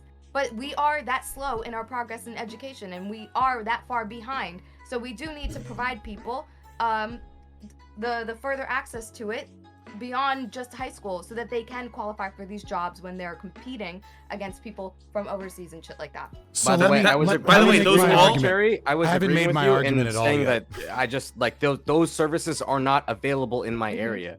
Those Okay, are things that I are not understand, and that's available why to me. we need the government to fucking help and fund those programs. But that's not what they're doing. Those are all really great stuff that like. Yeah, I've that's literally not- I never. want to hear Fabian. I want to hear what Fabian has to I say. understand double. And that's what's fucked, because we haven't, like, we're in a time right now where people who are struggling would have benefited from those programs. So I feel like those people, they need some help, but we do need to address those problems so we don't end up in a place No, like no, we no. are You can't today. use that argument because people 20 years ago would have benefited from student loan Let forgiveness. Fabian hasn't said anything for a long time. Go ahead. I literally have not said anything on student loans yet. So Okay. what the argument that is being made is that education has a certain value. And what that value is an increase to economic productivity. Now, the problem is that argument is actually flawed because of the way that the government has ruined the value of education by being involved with student loans. See, what happens is, if it is true, if the proposition is true that a college degree, a bachelor's degree, right, a 4-year undergraduate degree on its face increases your economic productivity, then there is no reason for the government to be involved at all, because a banking system would recognize that by increasing your economic productivity, it's perfectly legitimate to give you a loan, because by doing so, you will be more valuable economically in order to pay off that loan. What federal student loans have done is what's known in sociology as the Mcdonaldization of education. What has occurred is that STEM degrees are very valuable. Certain degrees that lead individuals towards master's and PhD programs are very valuable. Teaching degrees, not so much, but they still have some inherent value because you can very easily get a teaching job with those positioned. And that is something that maybe you can talk about subsidies and your socialist, utopia, etc. I'm and not fixing a that. socialist. But I'm not a socialist. I would call most Republicans I'm actually probably socialists, pretty so. far right, bro. You'd be surprised. I'm probably more on your, well, not your side, but I'm more farther right than probably anyone on this panel. DoubleShine, you've been said to have a Roblox head. Do you have a rebuttal? I do not have a Roblox. What? That guy's they are absolutely one of the most But- handsome so men I've listen, ever seen in my life, bro. so listen, give it up what in has chat. Look at occurred- this guy. Look at his smile. what Look has at this guy's occurred- smile. So what That has guy's occurred? handsome. So what has occurred, right, is that we have a lot of useless fucking degrees. And what these useless degrees are degrees much like my undergraduate degree, where I double majored in psychology and sociology. Useless fucking degree, right? It wasn't, I didn't get anything of any value until I went to grad school. Now, the problem with this is that because we value all of the degrees the same via the state bringing in student loan situations, what we need to actually do is remove the state and allow banking institutions to give loans with cosigns on those things based off of the value of the increase of economic productivity, your likelihood to graduate, and things of that nature, etc. If we were able to do this, what we could do is we could charge double for people going into STEM degrees. Specifically, let's say a degree in petroleum engineering might be a degree that costs $150,000 or $200,000, but a degree in psychology, which requires much less labs, much less technical expertise, and much less equipment, could be a cheaper degree. And the banks would be able to determine whether or not your grades, how good your test scores are, and etc., whether or not they choose to give you that loan. You want the banks to determine if they give you a loan based upon your grades? Absolutely, that's an objective way of doing that. He would rather the private sector make any decisions than for the government to make decisions. That's absolutely wild. For the record, the government already does this. No, the government already does this. They don't just give out loans to fucking anybody. It's kind of based on your they kind of do on your academic. Yeah, I mean, absolutely. That already happens. But the government, it sounds like what you're advocating for, Fabian, is some like really strict policy that gets put in place that determines no policy, literally no policy. I know. Sorry, fuck, and Cap, right. Fuck. I know. Let me explain this. Let me explain this with an example. Wait, first, can I just respond to you and engage with what you said first? Yeah, go because ahead. I feel like you lose me when you start getting to like the capitalist shit. But like the beginning part is okay. Degrees, the different ones, they don't all have the same outcome and the same value. Mhm. I do place a value in having further education. So it's not like I want to just remove these degrees that don't always fruition into like a successful career. Maybe. Oh no, I don't want to remove them degrees. either. I find there to be a lot of value and a lot of human growth in pursuing education, whether it means you end up working at like Walmart afterwards. And I don't want people to feel like they're going to lose out and think it's not worth it to further their education and see if there's a spark or an interest there and miss out on the opportunities of growing as a person, which I think a lot of people do in college, because all of a sudden they're gonna maybe still end up at McDonald's and not become like a flourishing musician, right? Yeah, no. So while I agree that all these degrees, they have different values in the outcome, and we agree that having a degree is just a value and an experience of its own, I don't think the solution for me would be to increase the amount that like STEM degrees are, as opposed to just making community college free so that people can like use this time after high school to explore without feeling like pigeonholed. Okay, so the first thing I would say is if you are a young man and you are not getting into STEM and you are not planning on going into graduate school, it's fucking stupid for you to go to college. Go to a tech school, get some work experience, get a job that actually makes you $60,000 to $100,000 a year with an actual degree, and don't go into a bunch of student loan debt to discover yourself. That's a bad idea. That's a good way to be poor. I 100% agree with that. You know what sucks? Trades. You know what sucks is the guys who listen to you, okay? Because as much as Hold on, how's that a bad idea? Hold on, that's actually a good idea. They'll be wealthy That's actually homeowners instead of broke people. Now let me Do you know how much welders make? Let her go. Let her go. I want to hear. I want to hear. Yo, the snaps. I love it. You guys will be out here talking about how, tech job, easy, $150,000 entry, just fucking get a tech job, just go to school, get a tech job. There are a lot of people who fail out of college trying to go for a computer science degree. There are a lot of people who fucking fail out of interviews because they don't qualify for those jobs. What are you talking about? Because even after a college degree, they aren't good enough to get those jobs, right? And then they Chaeiry. still Talking end up about working. welders. Hold on, just let me fucking finish. No, not You're IT. saying Talking about crazy shit. welders. Let me fucking finish. I'm not talking crazy. You're literally talking crazy. Let her said finish, welders. guys. Fucking finish. They will go through the college degree and maybe even the fucking graduate degree to try to get into a big tech job and end up working as an IT specialist for fucking a normal ass fucking office. Chaeiry, that's like not what I'm Dunder talking Mifflin about. And something like that. Chaeiry, that's not what I'm talking about. I am talking about that. What I am explaining to you is No, that Chaeiry. STEM is not for everyone. You are saying don't go into college unless you're gonna do this one thing. But then that gives the message to people go into college and only do this one thing. And everyone can't do it. Chaeiry, that's not what I'm talking about. What I said is if you have a plan to go into STEM, right, which is that you want to go into STEM, that's what you're passionate about, and that's what you think you'll be successful in, yeah, that's good because it increases your economic productivity by a lot. That's a good plan. If you have a plan and you have good grades and you're a smart kid and you know, hey, I'm going into a fucking PhD program, there's no fucking way. That's your plan, stick to your plan. But if you're going to college you don't have to have good grades. But if you don't need good grades to get Listen. into a good job. You don't need good grades. Please, honey. But you're I missing it. know of You're missing people who went everything. to college and had good grades and didn't qualify for a PhD program. It's very difficult. I'm well aware. Oh, I'm well aware. You got to get good GRE scores. You got to get good recommendations. You can still get a STEM degree and not qualify for these high-paying jobs.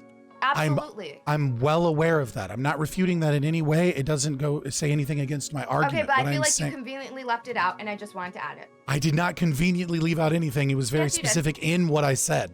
What I said was, again, if you have a plan to go into STEM, this means a successful plan, right? If you're a dumb fuck, don't try and go into petroleum engineering. You're going to fail. But what I'm saying is that going into college to discover yourself has nowhere near the likelihood that is something that is going to be successful for you long term and help you compared to, let's say, going and getting an HVAC degree, getting an electrician degree, going and getting a welding degree. These things the individuals that go to technical schools, they have a 97% success rate of getting a job in their chosen field. And they make on average $20,000 more than a college graduate. And they have way, way less student loan debt. You're absolutely right. Economically speaking, I think going to trade school is a much better thing than, like, let's say going to get like an English degree. I'm not trying to shit on English majors. It's just historically one of the lowest paying. Well, hold on.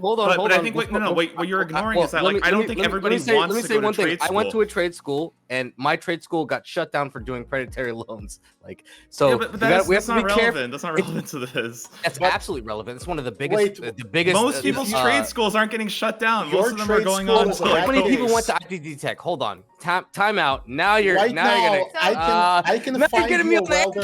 I'm not even agreeing with these guys, but don't say that. You're not agreeing, but do you understand that you can get a welder job, right?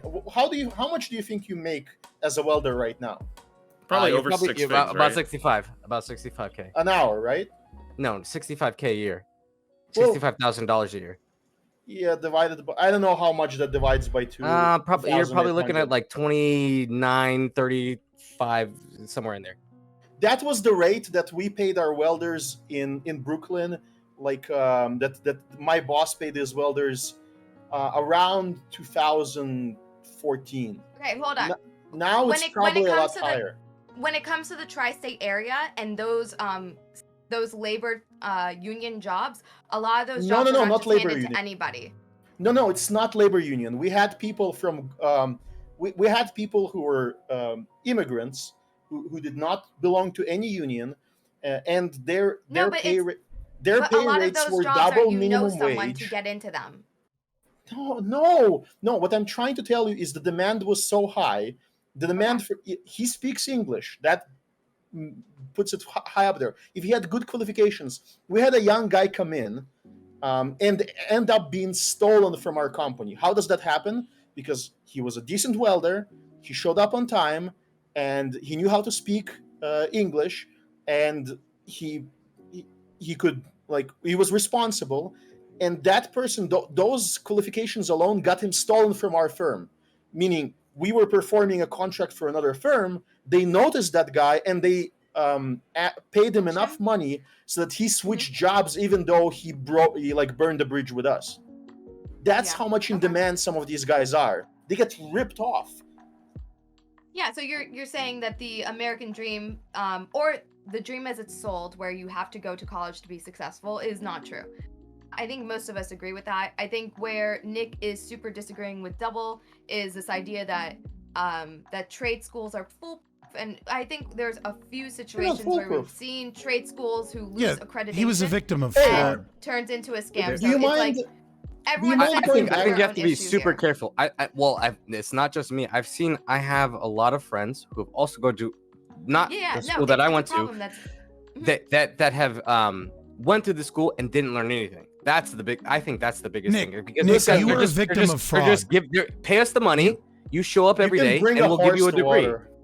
Nick, you were a victim of fraud. That's not textbook. Really, that's a scam. You know what I mean? I'm not the only one. Hold on. What I'm saying is I'm not the only one. It really sucks, right? But I don't think it necessarily. Yeah, that's why my proposal might work. Yeah. The problem might work. Chaeiry, the problem that I have. You guys. I'll give it to you. Wait. Let Double go.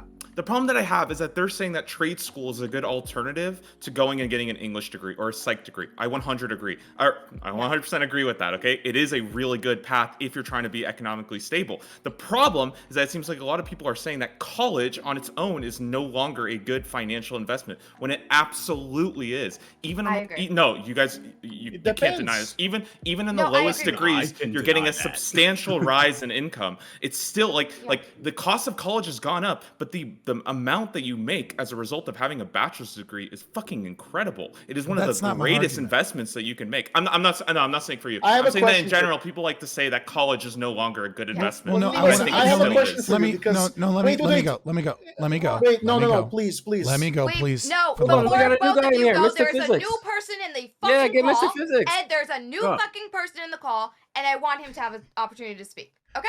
Oh, you're not gonna like what I have to say. College, regardless of what go ahead. degree you go into. I love being disappointed. What's up? Yeah. So I have a degree in physics, right? I have just under a GPA of a 3.0. I have been unemployed for 1.5 years now. I can't get a job. This is a complete fucking waste of my time. I'm now under 3.0 is not impressive for a STEM degree, correct? Hey, but you at least you're smarter than all of us. No, this is exactly what I was talking about when it came to people going for tech jobs.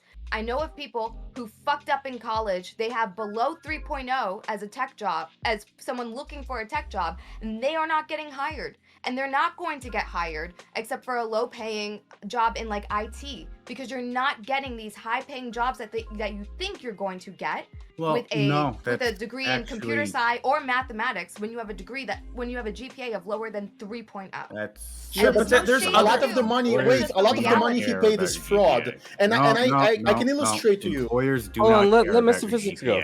Yeah, Okay. Go ahead, Mr. You want to know why I can't get a job? My school just, for whatever reason, in 2016 decided to just completely remove programming for data analysis from our major. So like, I have no idea how to do any data analysis, even though I have a degree in physics. So I'm just, it's a completely fucking wasted degree. Like, even if I got into a PhD program, I wouldn't know what the fuck I was doing. There is here's I one could more offer problem. you some basic level stuff, but I can assume I failed out of physics, so teach it to myself. I failed out of physics, so I probably can't help you very much. Let me give you some numbers. Numbers are important here because numbers indicate there is a fraud going on.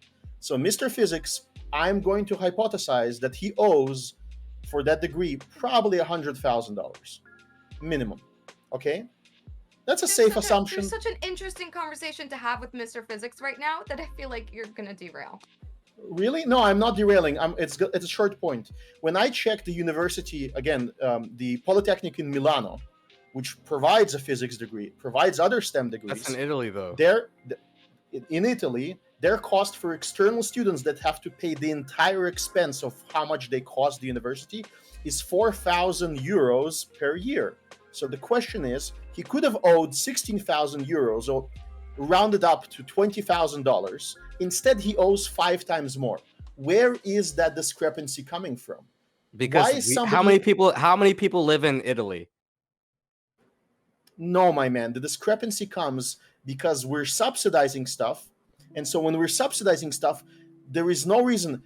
You forgive $10,000, college, the education going to cost. Nobody disagrees. If the money you're losing is on a 1% basis, and it will balance itself. The money out. you're losing is on a 1% basis, and you're looking at a 30 million population versus a 330 million population. That extrapolates out. That's no, why it does not. No, What? listen. There's less people going to college. Casimir. No, they actually have higher maybe I'm costs. making it up. Maybe I'm lying. Maybe I'm dumb. Casimir, no one disagrees that the cost of education in America is too high, that there is a I disagree with that. I disagree with that. Absolutely. I do disagree. It is not too high. Okay, we'll get back to that. But Mr. I Physics, quoted I the feel top like you 10 pointed out university. something. I quoted the top 10 university. I quoted the university that ranks alongside Harvard, that ranks alongside MIT. I didn't just pick any university out of some. You're talking about the country. top 2 universities in almost the United States. Yes, all of the United States. And in the top 10 list, on number 10 is people here. People immigrate here from other countries just to go to those. That's my point. That's my point. Can we specify $16,000 versus $200,000? Education, not where's for the discrepancy? 4-year college degree. So Chaeiry, the reason. No, listen. Let me get this through. I'm being patient, right? The reason we're talking about this is the initial thing that I said, which is that because the government is involved in subsidizing the education the way that it is, and because we are having this idea where we need to funnel everyone into a undergraduate degree to discover themselves, and it actually started with JFK and the fight against communism. Oh my God. And the creation. I can't go this far back. Listen, it's okay. Listen, I promise. I'm going to walk it through real simple, right? We created the idea of guidance counselors. And the entire reason that we had guidance counselors was not the psychological health of our children, but it was to try and funnel as many people as we could into the universities, regardless of their qualifications, so that we could have a better educated populace to fight the communists. But the problem it hasn't worked out because I see. What I'm saying all of the people I'm talking to on Twitch, I understand it has not worked out. It's okay. Let me get through. what this has done is this has dramatically increased the cost of education. What I'm saying is that the onus for the increased cost is the government involvement in this process. It has devalued the education, number one, and number two, it has increased the cost of education. And why the reason we're bringing up Milan. I disagree because I know you think that because the government has been involved, that the government is the problem and the government needs to be removed. But I think it's the lack of focus on this issue that allows the government to not fix the problem. That I think it's the highlighting the problem that forces the people to vote and request for the government to fix it. You do not fix anything private by removing government regulation. That's it. It doesn't work that way. And if you have capitalists anywhere inside the name of your this is literally just anti-capitalist reeing. This is not you haven't made an argument. Anybody who supports capitalism, you haven't taken any needs a regulatory body. You do not regulate capitalism by just the power of the people. That's absolutely false. You have shifted from not answering any of the claims that I've made into just capitalism bad, right? Like no. I am. Hold on. You guys are getting to a whole NCAP thing. How about I want to hear the rest of Mr. I'm Physics talking story. about. It sounded like he had okay. Well, listen. You I'm go talking and then about let Mr. the Physics principle. go. You go. Mr. Physics goes after that. Okay. Listen. The principal argument that I'm making that you have yet to address is that because the government has funneled people in and given them what you would calling free money or loans, right? Whatever, use tax dollars in some regards. What this has done is this has funneled people into education programs that have drastically lowered their standards. In 1890, in order to get into any American university, you had to demonstrate your perfect fluency with Latin. Now, people are graduating with undergraduate. Yes. Now, do you think that you don't need to be fluent in Latin today because it's a useless skill? Are you guys able to let anyone finish a thought without interjecting? Because this is my fucking stream. I can cut off anyone whenever I fucking want to. There's a reason why I'm saying that, though. I don't care about that. Is it your below 3.0 GPA that is why you're saying that? Feet pics on OnlyFans. Like, what the fuck are you judging my GPA for? Yeah, feet pics. Yeah. And I got higher than a 3.0 GPA. Like. In what? Do not try to start a shit talking with me, okay? You came in at a fucking negative. Mr. Physics, you're making me look bad. I just advocated for you, and now you're talking shit. I would love to hear him talk because I disagree with like everything Mr. Physics said. I thought he was spewing some bullshit. When someone's like talking, like trying to get something through to you, and you just continuously interject, you're not actually listening. You're not able to absorb anything. I am absolutely listening. That's why I have something to fucking say. This has been a very long stream, and all of us have talked a lot. I just fucking heard. You don't get to monologue to me for fucking 10 minutes without me having a fucking opinion, okay? So I have to restate. I have to restate my position because it doesn't seem that you were understanding what I was arguing. What I'm explain arguing, the mechanism of it. How please, dude. What I'm arguing, right, is that when you give loans to anyone, right, and the college knows that the government is subsidizing the loans, they lower their standards. They lower how difficult it is to do certain degree programs. The degree programs in our universities are failing. People are like when I was in my capstone class for psychology in undergraduate, right? My professor asked if anyone had ever heard or read Plato's Allegory in the Cave. Me and one other person out of 80 people graduating from VCU had read Plato's Allegory in the Cave. The idea that you can graduate, right? But what I'm saying is that the reason that this is occurring is because instead of having a system that loans people money based off of their economic productivity, the actual value of the education, but instead subsidizes it and says everyone needs to go to college, is the reason that the standards suck so bad, and it's also the reason for the rising costs. Yes. This is where I don't know that I agree with you, right? I agree with you on the problem. Husband, brilliant, was considering doing a PhD in mathematics. Realized that he was not going to be like of the top 10 or something like that, and wrote it off and just decided to go in the private sector. In his degree, his bachelor's degree, his junior year, talking to other people at his college, hearing a guy that wanted to go into a PhD in mathematics that hadn't had maybe 5 of the math classes that he already took. And my husband just like laughing at him, like, you think you're gonna be done in 1 year? Like, you haven't gotten this, and this. Like, there are a lot of people who are not set up for success, either because they don't have parents who have a PhD, they are not fucking NEETs, that are just absolute nerds who haven't like looked into thoroughly what they want to do and understand the obstacles that they have to go to, and then they end up like Mr. Physics, who are like salty because their college didn't have a class that they didn't know that they needed at the time, and they just trusted that when they went to college that they were going to be set up for success. Okay, I don't mean to name drop you. I'm a little salty right now. But there are a lot of people who go into college just assuming that the college is going to set them up for success, and not that they are just like a fucking another number going through the system. Because if you look at it realistically, how can this building with this many thousands of students like treat each individual for like their chosen path? Especially when each individual changes their mind constantly throughout.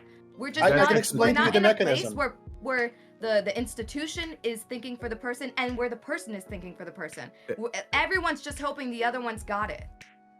Did you know that Harvard did a study? Fabian, chill. Let Mr. Physics talk. He barely got in here. He said one sentence. Everyone interrupted him. And let him talk. I'm sorry. Yeah, I'm sorry. Like, relax. Where like the faculty like just can't address everyone. Like, you know how you fix that? You just stop having colleges that have class sizes of like 20,000 people. Yeah, but then the price goes up. That's the price of college. You're advocating for that. Yeah. You're, like, if you want to have smaller class sizes, that means the price of college is going to go up.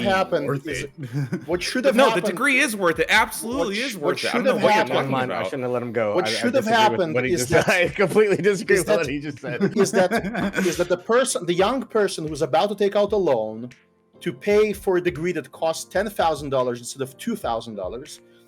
What happens is that when he needs to take that loan out of a bank, the bank asks questions. People ask questions because people know, at least if the bank is not backed by the government, if it's an entirely private bank, if it's backed by the government, there's shenanigans that are possible, like in the 2008 crisis with real estate, right? But outside of those situations, the bank decides, can you pay back the loan?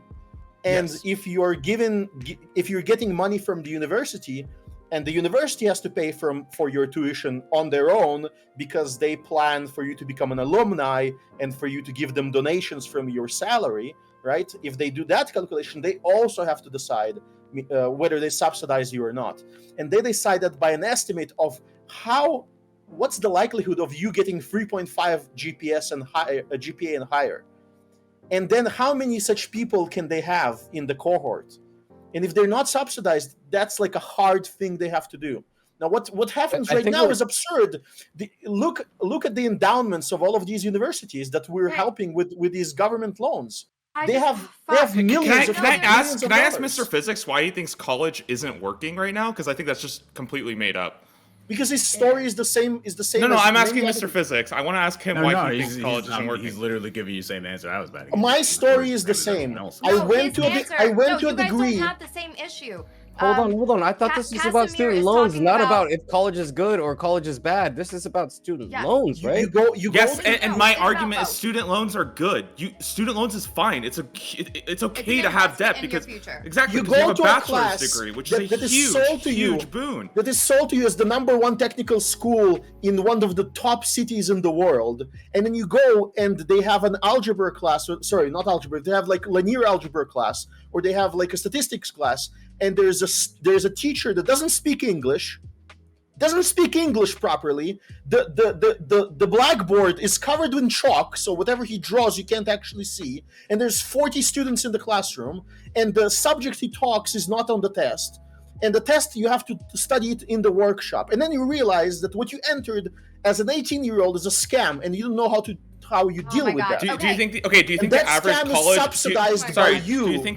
college experience is that you sit in a class and learn about your fucking Swedish teacher talking about whatever the fuck they want? Do you think that's the average college? Yes, you go to the workshop. That's what my entire degree was. The average thing is you go to the workshop and then you self-study, and everything around you is just a real estate that's being wasted. That's okay, so most universities. From what I've seen, this is based off statistics. You can tell me I'm wrong, but on average, your bachelor's degree is worth about 17,000 yearly. Usually, the return on investment is about $1 million throughout, or maybe not return on investment, but you're making close to $1 million on a lifetime return on getting your bachelor's degree. Do you disagree with that? Hold on. I just want to make it clear. It sounds like everyone's argument here is that you'll make enough money after you get your degree, so you should be able to pay it back. Is that everyone's argument? No, they're saying it's not a good investment when I think it absolutely is. That's why I don't understand why they're saying it's not. It's about paying back. Paying back student loans. No. What will happen is he quotes a study. He will provide me with the study, and in a few weeks, if we come back to this, you're providing anecdotes of sitting in a chalkboard classroom. How is that any better? Fine. It's an anecdote. A dirty chalkboard. It's an anecdote. Yeah, with a not English speaking teacher. No, I'm being good faith right now. You will provide me with a study.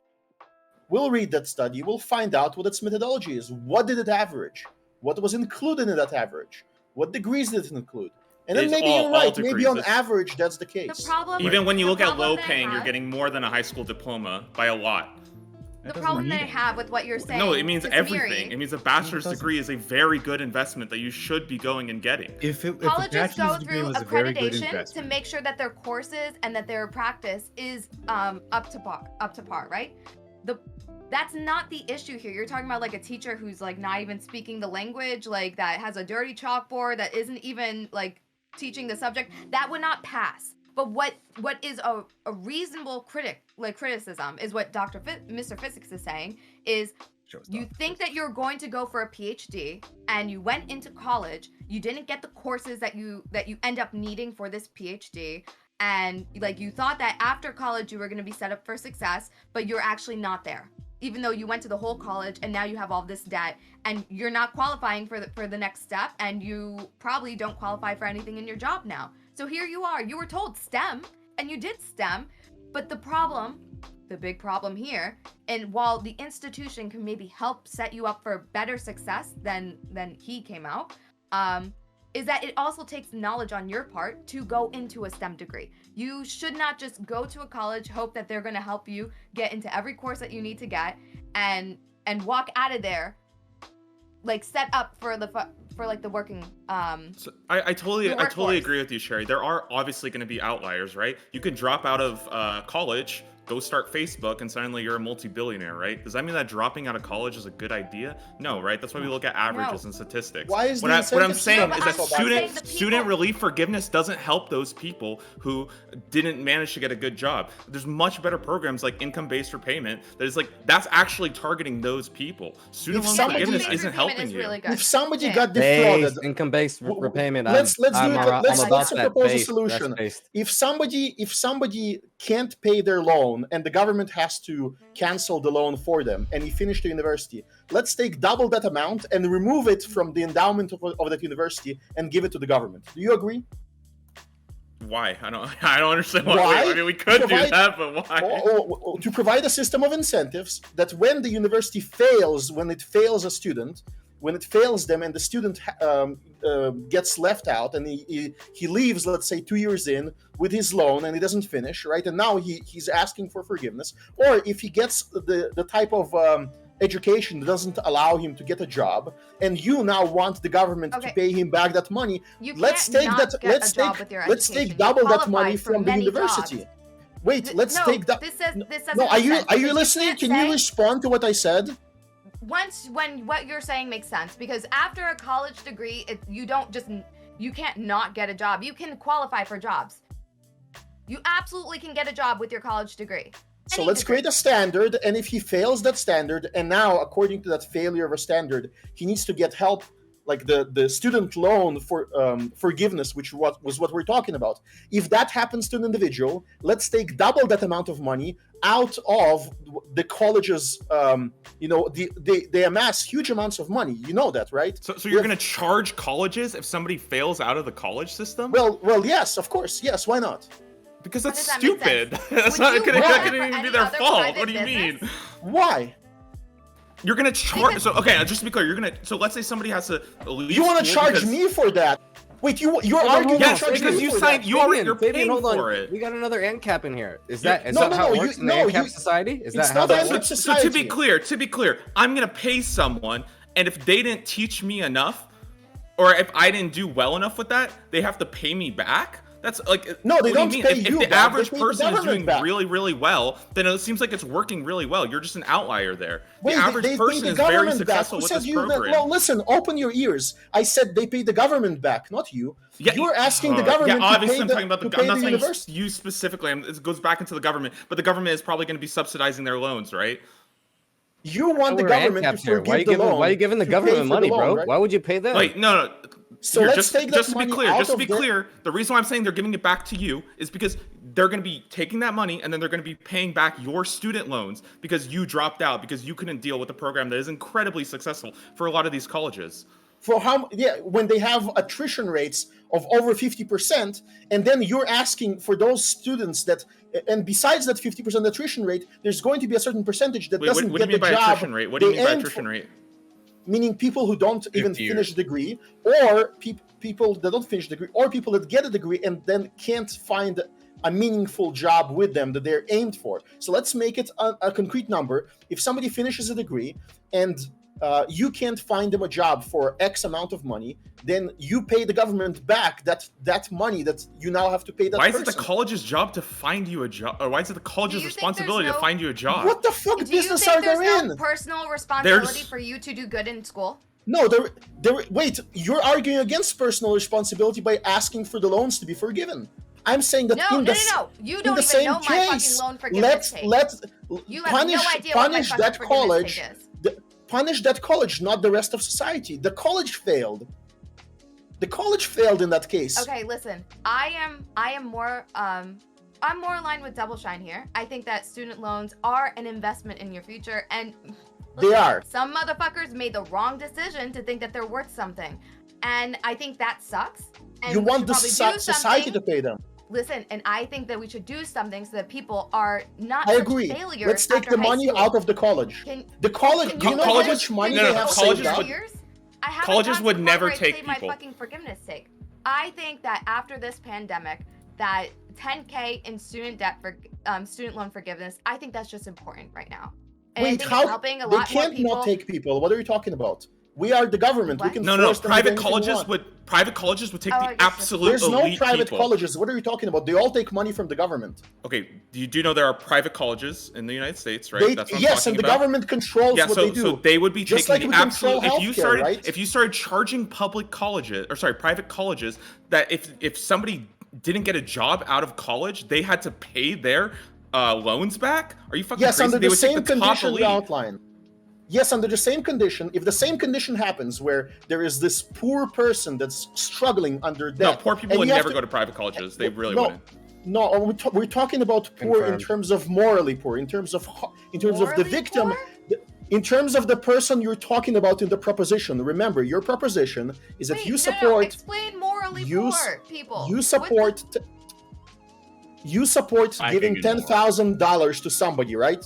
I'm saying 10% if you can 10% of my graduating class was able to get a scholarship into a university. if you're talking about this Not, particular excuse me, person, not a scholarship. Able that to get, able borrowed- to even be accepted into a university. please, So- you're talking about okay, a person but you're at not. the You're very saying start. it's not No, can available you to be everybody. silent That's for a not moment? available to everyone. Okay, I No, know. we're like, talking it's about the nice if you person live in the middle class proposition. and it's- you can just get We in all places, assume but there that's is a not the same. person that needs to be forgiven $10,000 right now. Yes? you say that Yeah, one more time? I think some people definitely should have some money forgiven. Yeah. We're talking from the very start. The base assumption is there's somebody that we can identify that needs to right now from Biden receive $10,000 back. Yeah, I would probably support that. I'm saying that under the same condition, if we can identify the same person, that money should go out of the endowment of that university. Out of that money that they save up, millions and millions of dollars that sit in their banks that just accumulate percentages. Tax-free, right? So you just want Should to be tax tax-free? colleges? That's Or all. you could just charge the person. Hold on. Should that money be taxed? I have a question. Should that money be taxed? No, he needs to answer my question Tax-free. first. Okay, all right. No, I think your system of that, it's a college's responsibility to ensure that the people that graduate have a job. I think that's fucking stupid. You would never hold any other business to the same account. And You're also, holding the government if to you, that if you said, responsibility. You're holding the government to that responsibility by saying that Biden should pay $10,000 back. No, I'm not. I'm saying that there are people who either dropped out of college or weren't able to find a good job after their degree, and now they're the ones who are having trouble paying off their student loans because they didn't receive the benefits of having a college degree because they dropped out. So we as a society should try to help that. I don't think we should be like. That's why I don't. The number one in that society should be the university. The number one in line is the person closest, the most responsible. We've heard. Let me come in, right? So one of the more useless degrees, psychology, increases your salary by about $12,000 a year, right? So that's $1,000 a month. Nobody's student loan payment is $1,000 a month, like except for maybe some doctors, right? The issue here when we're talking about student loan, right? Student loan debt is we're really talking about two different groups of people. The top group that owns an overwhelming majority of the debt are people with master's and PhD programs, right? People that went into PhD programs that didn't get subsidized by the state, which for the record, I am against, but there are a lot of programs where the state, and when I say the state, I don't mean like the amorphous state, I mean like the state that you live in, will pay for PhD programs because they want people to do a PhD program in that specific field. The other group of people that we're talking about are people that have dropped out of school. These people did not continue their degree, therefore they do not have any of the value of the degree. They were given a loan, they were not able to finish either because of financial burdens, because of a lack of ability to be able to succeed there, etc. Or maybe the pandemic and they never have returned back to college. I mean, sure, right? I mean, like the extraneous circumstances. Maybe they got fucking cancer. You know what I mean? Like it like for whatever reason, they didn't finish their degree.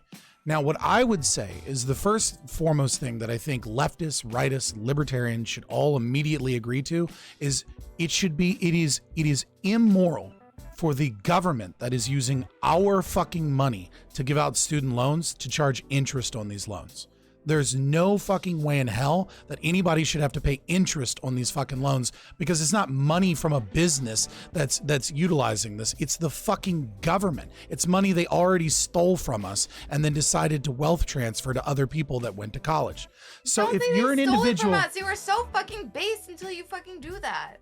Well, I'm still based. Just not based in your way. Don't focus on that. So what we all should support, instead of student loan forgiveness, where you have individuals that are blue collar workers or people that paid off their student loans that are now paying for other people's mistakes, right? And are rightfully upset about that. They're rightfully upset that other people that like took out loans and then fucking defaulted on them, or people that went to school and got a job making $60K a year are now getting their money despite the fact that they decided they wanted to work construction their whole life, right? Instead of doing that, what we should do is we should immediately get rid of all of the federal student loans. We should immediately get rid of all of the interest payments on it. And if you're somebody that dropped out of school and you have $6,000 in student loan debt, right? You can pay that fucking money off, but you don't have to, you can pay that money off as slow as you fucking want without the principal growing. Like it's an immoral position as far as I can see that is layered on top of another immoral position that we charge interest off of something that's funded via tax-paying dollars. The government doesn't need to make a fucking profit off of people going to the It's not a fucking business. Would it be immoral? Well, they are making a profit through income tax, right? That's what they are like. That's what the idea is. So that's why I totally agree with you. I think the interest is pretty stupid there because you're getting that money back through a more educated society. But you're putting like a gatekeep. You're like gatekeeping like who can go though at that point, right? No, I'm literally just saying getting rid of the interest payments. Interest rate. He's literally just talking about the loan. Yes. Okay, but if you say that, where's the money going to come from? How are you're gonna tell me that if you get rid of the interest payments, you're going to let low income people go to your school? I don't know what the hell you're talking about. Hold on. I can explain. Well, okay, what? So first of all, thank you. First of all, I want to say I agree with Fabian about the fucking interest. Second of all, this has nothing to do with who will get into the school or not, because the talk about loan and what type of loan you get happens after. If you listen to me, the talk about loan or anything such happens after acceptance. So this has nothing to do with the acceptance into the school. Schools are not like, oh, who got the money first? No, you get accepted and then you go for a loan. You can't qualify to go to the school for that. You get accepted to a that's school, not and how that some works. people have to Well, turn down what that I'm- school because they can't afford to go. Yeah. Yeah, What I'm and saying that's a what I'm much saying bigger is- problem than people sitting on 100K, but they're about to start a degree in like computer science. What I'm saying is and I if think you we should get rid of- focus on that first. What I'm saying is if you get rid of that interest rate, where the money's got to come from somewhere, and they're not going to give it up. If you only just change the interest rate, you're going to create a bigger problem where you don't allow people who are not able to qualify for the loans to get fucked over. I'm not talking Wait, about why? private loans. I'm talking about the federal student loan program, right? Yeah. The federal student loan program says, "Hey, kid, we're going to give Specifically you." federal. So Right, anybody I'm who's talking got a about just private the loan, fuck them. Yeah, I'm you not saying can't tell a fuck 'em. private. You I'm- can't tell a private company who's in the business of loaning money to not make money off of it. But Okay, you I can don't tell know the government statistics. doing it. I'm sure someone else here does. What This is isn't- what is this what is is the just percentage economics. of private versus federal loans? That's I'm a not. federal. It's Federal irrelevant. is a lot It's lower, but irrelevant it's to not really whether. relevant. Yeah. It's not You would relevant bet to the twice. argument that I'm making. What I'm saying Maybe is I'm that dumb. people go Maybe- to college. People go to college, right? And they get a loan from the government, from the federal student loan program, right? And they get a loan for, let's say, $8,000, and they do 2 semesters, and they drop out. And now they owe the government $8,000, and they have no college degree to show for it. And most businesses don't give a fuck that you have 16 credits. They don't care, right? They want to see that degree. They want to see that you were successful in that degree. It might even look bad on your resume to put those college credits on your degree because it shows that you can't fucking finish what you start, and it shows that you couldn't succeed in school. And so what ends up happening is these people have a job at, let's say, making $30,000 a year, and they can't pay their federal student loans because they don't make enough money. And that $8,000 becomes $9,000. It becomes $10,000. It becomes $11,000. What eventually ends up happening to a lot of these people is the government ends up subsidizing it anyways because the money gets taken out of fucking social security checks at this point. And what I'm simply saying is get rid of the interest. And so what this means is even if you can only pay $50 a month, your principal goes down every but you're month. talking about private businesses. That's what that my No, point no, is. no, You're literally talking about- fucking No, no, not. we're only talking about Be federal. quiet. Only We're federal. talking- I have the You guys are data. not I just researched. The understanding reason. each other. Have you seen? Where Wait. do private businesses get their money from? Hold on. Be Where do quiet. private Be businesses quiet. get It's money not You're a literally private just business. saying Be random quiet. words. I need Be to go quiet. get waffles. Nobody say slurs, okay? No slurs. No, Thank no. you. 2 a.m. Okay. I'm sorry. What is Okay, your hold on, name but in let's- the hold on. blue shirt? In the blue shirt, t-shirt, the T. Sorry, It's the Nick. shirt. Nick Pibra. Hello. My name is Listen, the reason why you saw this expression on my face a moment ago is because I decided to look up what's the Nick. I'm percentage. stupid. I got it. No. It's not about you. I researched the data. I tried to search up what's the percentage of federal student loans out of the entire system right now. And I'm going to read you what made my eyes pop out.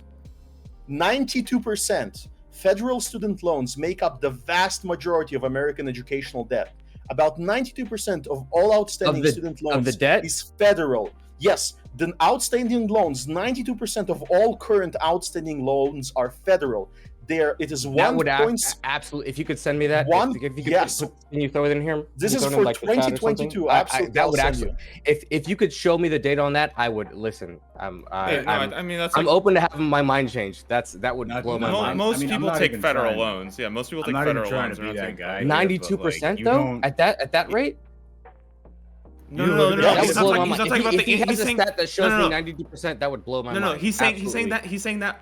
If you took all the loans, 92% of it was done by the federal government. That's not the interest No, that's rate. not what he just said. He just said 92% of the debt that's owed right now is from federal loans. Yes. Yes, that's That would blow my not the- mind. Yes. Yes, that would blow my Yeah. mind. That should be really. Federal loans are capped at. If he's got that data, I wanna see it. $56,000, and the fucking average I'll student loan is like admit under I'm wrong, and 40 grand. I have no problem changing my mind. If he can show me that, I will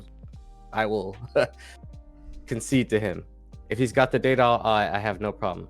I'm pretty Yeah, sure If it's it's 92%, I'd be amazed, and it would shock me, and I would probably have I'm to. pre- I'm, really I'm rethink pretty my sure the position. 92% is not all loans, but outstanding loans, which means loans that are not being paid, right? Okay. And these are All the right, people. well, that's a these different are the number. people- That's a no, different but number. listen. These are the people, right, that do not have the finances to pay their student loans. These are the people, right? Because this is what's really important. When you just look at the large number of student loan debt, like it's not an issue if somebody is a lawyer making $250,000 if they happen to be $200,000 in debt, because they make a fuck ton of money. And while they have a lot of debt, they're paying that debt off. That's not really a problem for them.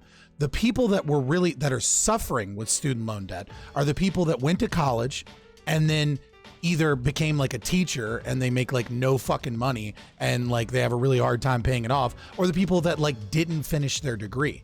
And so if 92% of all the people that are struggling that can't pay their debt, they just don't have the money to pay it, if we got rid of the interest rates on federal student loans, instead of every month them making a payment and them getting nowhere or their debt getting even bigger, their debt would always go down because it would always go against the principal. And we could, and that's a big problem. Just as a sidebar, since you just brought that up, income-based repayment is not good because it does not match the interest. So your interest is always just going to outpace your payments. Yeah, you always go more in debt with that in those situations, unless you're working for like. Yeah, absolutely. I mean, like there's also things like where you can work for like nonprofit organizations. I think for like 15 years, and then they automatically write it off. I mean, one of the things that's really good is that obviously I'm an ANCAP, so like fuck all of this, but just talking about like practical solutions that I think are better than our current system. Australia has a system where they basically take how much money you make, and then your student loan payment is based off of an amount of years that you pay into the system, and it's a percentile of the money that you make. So like lawyers, I think everyone pays like for 12 years, and if you like lose your job, they pause your payments until you get a job again.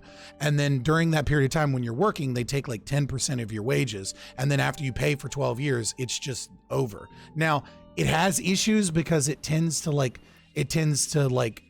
you know what I mean? Like if you work a really good job, you're paying more. And so like it doesn't. I don't think you pay more. Slightly... I don't think that's the case in Australia. I don't think you can pay more than how much you took out in loans. No. I don't mean that. What I mean is that like specifically speaking, like if you're someone making six figures, right, versus someone making 50K, right, there's a slight incentive, like disincentivization towards higher paying jobs because you always pay the same relative income. But I think it's such a minor thing that it has very little effect on the market. Yeah, also, I agree. When you said that interest... Hold on, he said a bunch of stuff to me that I disagreed with the first thing, but I let you go. What do you disagree with? Like you're saying, from what I'm hearing, and maybe I'm mishearing you guys and I'm not understanding in the correct way, and I'd like you to clarify if I'm not understanding. I've also had a little bit of alcohol this evening. Yo, how big is her house? How has she not gotten her waffles? The house? She went to go make them. Bit, bro. Butter. Dude, that numbers just shocked me.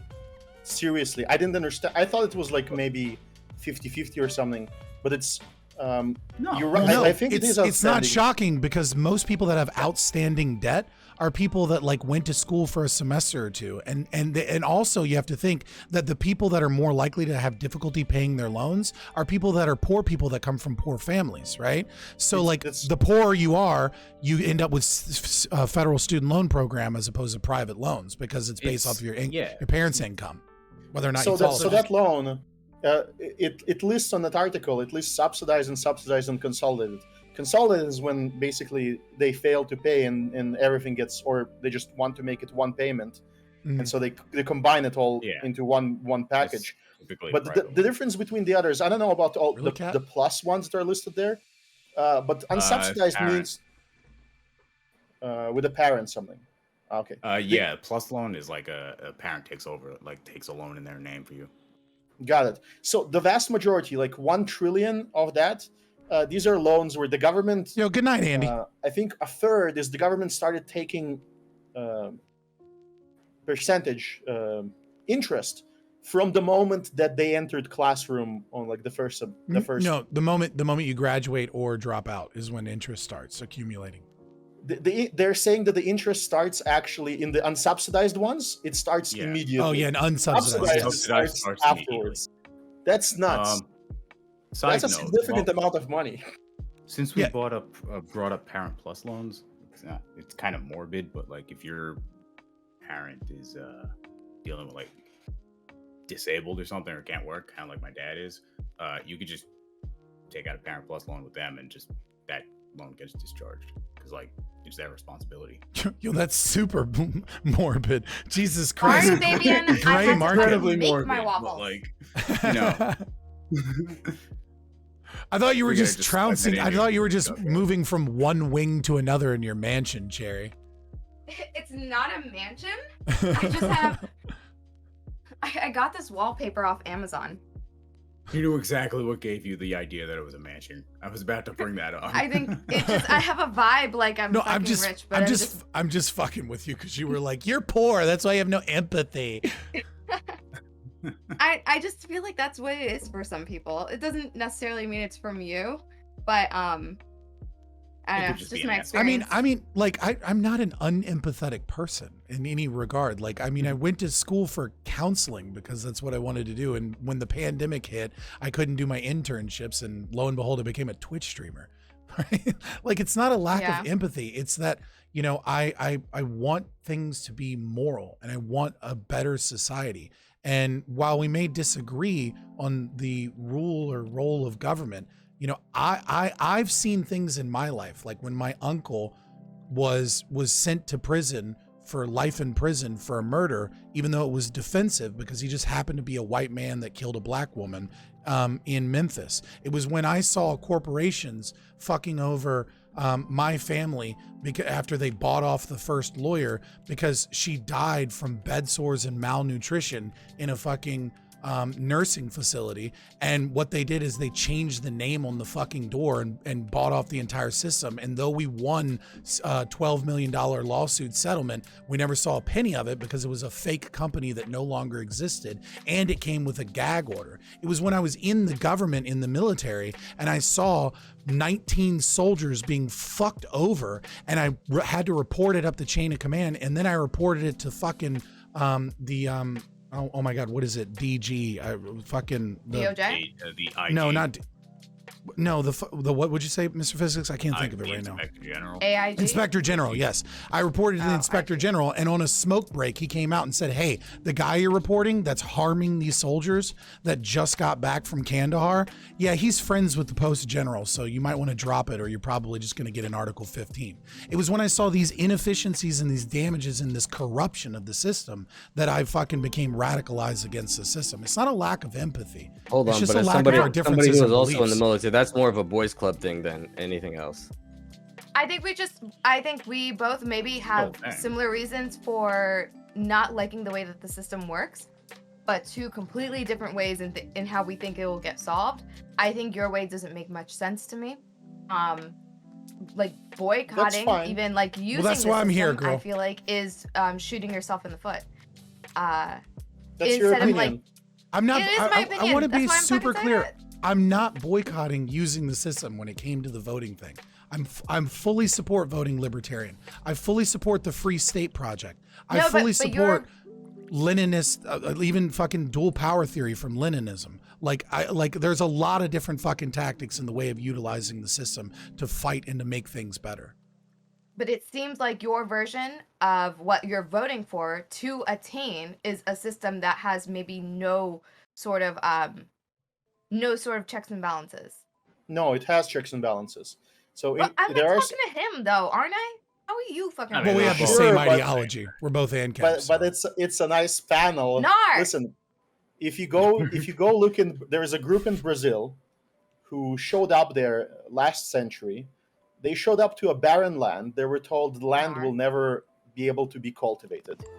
And what they did is they worked, and they sold whatever stuff they had, the savings they had. They purchased land and they worked that land without the help of any local government, despite the fact that surrounding farmers don't even go there where they live. In Brazil, they created a paradise and they have a growing society. What makes them so successful? It's two factors. One of them is that they isolate themselves from the government. They're highly distrustful from the state, and they're isolationist, they're pacifist, which means when they have a problem with each other, they don't, kill each other. They separate, they go their separate ways. And they have a strong sort of social culture. They're basically very Orthodox Christians. Those things combined into a highly successful society. Would you advocate for isolationist and a pacifist country then? Well, listen, if everybody was a pacifist, situation isolationist is really what I care about. I don't really care about pacifist. If you said isolationist, well, let me explain that's really what I really care about. Let me explain what isolationism means. Isolationism means that you have your own gated community, right? And you trade with outsiders. And if somebody wants to join you, then they have to sort of accept your customs. If somebody wants to leave you, they're free to leave. And you try to make the joining and leaving as stress-free as possible, right? And this is what unites these successful groups of people. Listen, why this just sounds like a country that does like trading with other countries. Yeah, and ideologically that sounds really good, but like manufacturing wise, in real life, like how does this happen? Oh shit, the cats are going crazy. Well, go ahead, keep talking. Well, I think if you want to look at a successful anarchist community, it's not anarcho-capitalism. No, I want him to explain to me how an isolationists work when like ideologically, I'm saying in like your ideal world, your utopia. In your utopia, it's not a utopia. We don't advocate. No, I'm asking you, in your utopia, like what would you want? Utopia means no land because it doesn't exist. Listen, listen, come on, answer the question. No, I'm asking you, and you're the best ideal country that you could. I'm silenced right now.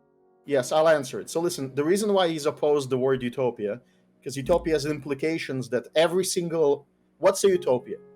Just so you know, for future use. No, the question wasn't about utopia. Just answer his question. Nobody needs a lecture. Fine. No, it's an important term, but let's skip it. What do you think I mean? Wait, hold on. What do you think I mean by utopia? When I say, can you give me your utopian world? Most people what do you think I mean? I'm just gonna go down the boring question now. What do you think I mean? But you know what I mean. You know what I mean. You know what I'm saying to you. You know what the question I'm asking you is. The reason why utopias are utopias is because people don't make mistakes.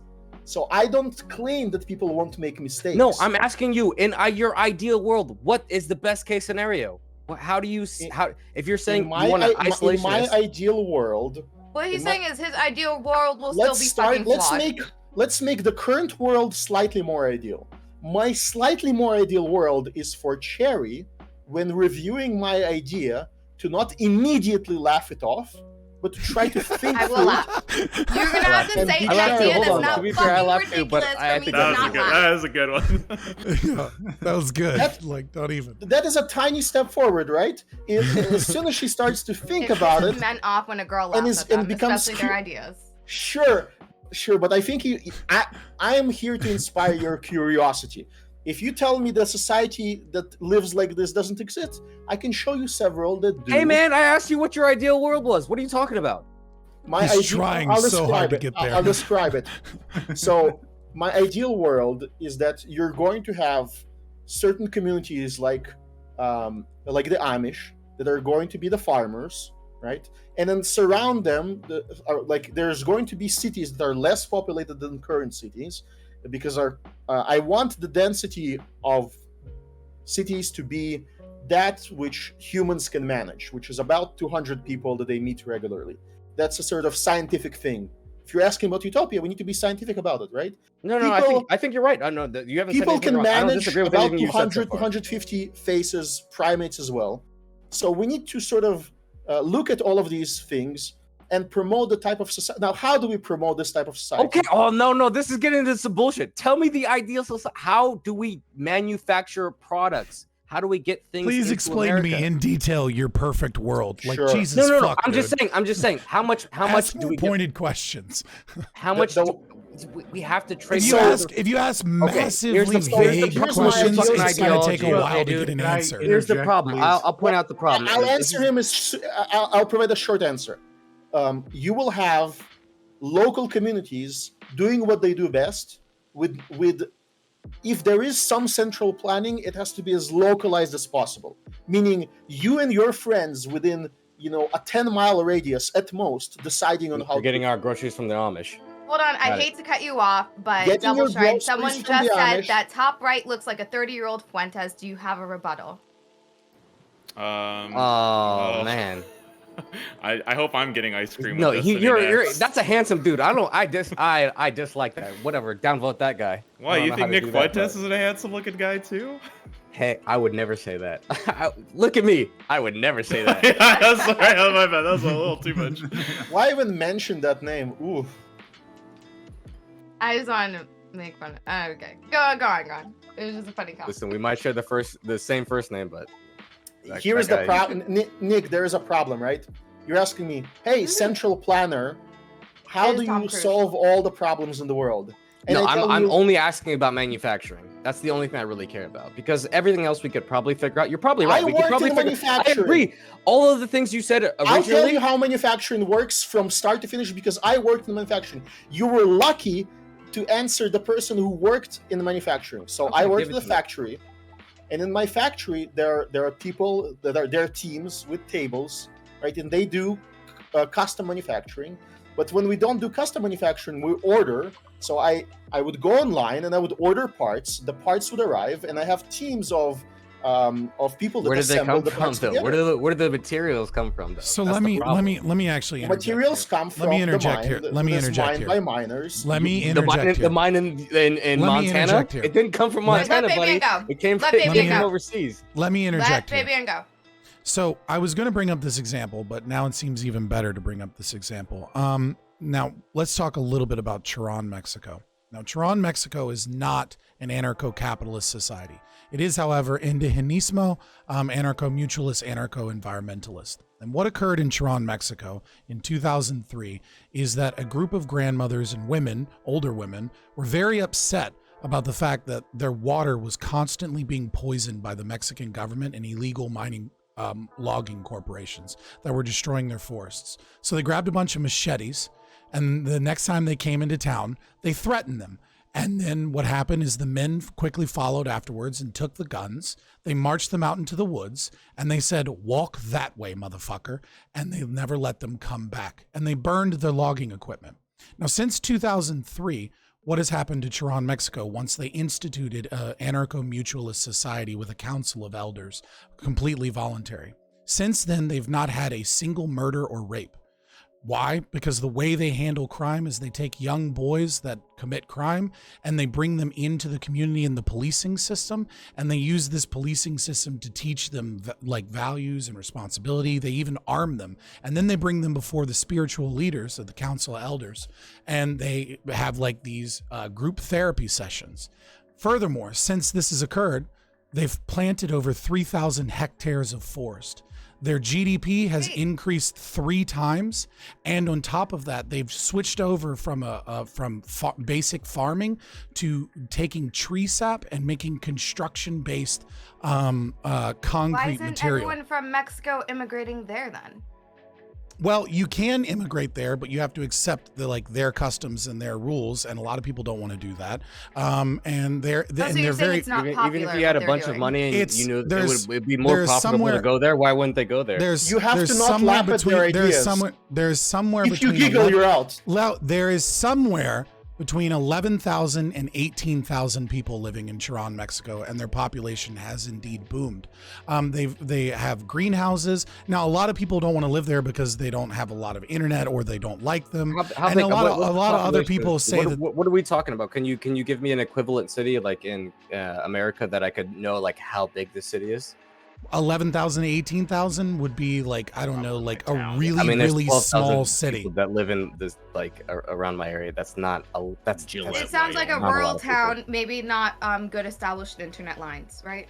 Yeah, a lot of people don't want to move there because of that. And then there's also a lot of propaganda from the Mexican government that says that they're crazy voodoo people, and yet their religion that they went back to indigenismo basically means that they have a system of government before the conquistadors showed up, right?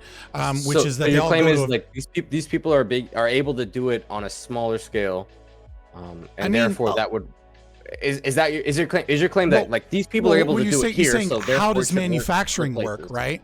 And what I'm saying is, I'm not asking how manufacturing works. I'm asking where we're going to get the raw materials from. He's saying that at the end of the day, if you don't want to work with us, then we're going to not work with you, and we're going to be an isolationist country. Just listen for a moment, right? Wow. You said, maybe I misunderstood. I'm sorry. Where are we going to get the materials and how is manufacturing going to get done? And what I said is once they kicked the government out, they completely transitioned their economy into selling to Mexico and to other places construction-based concrete blocks from a tree sap material. They revolutionized their own manufacturing capacity once they got the government the fuck out and created an anarcho-mutualist society. And then they built greenhouses and they were able. It's a Cheran. I think there's an accent off of one of them, but it's Chaeiry, Mexico. Yeah, there's a couple of Vice documentaries from a few years about it. Just because some people in chat were asking about it.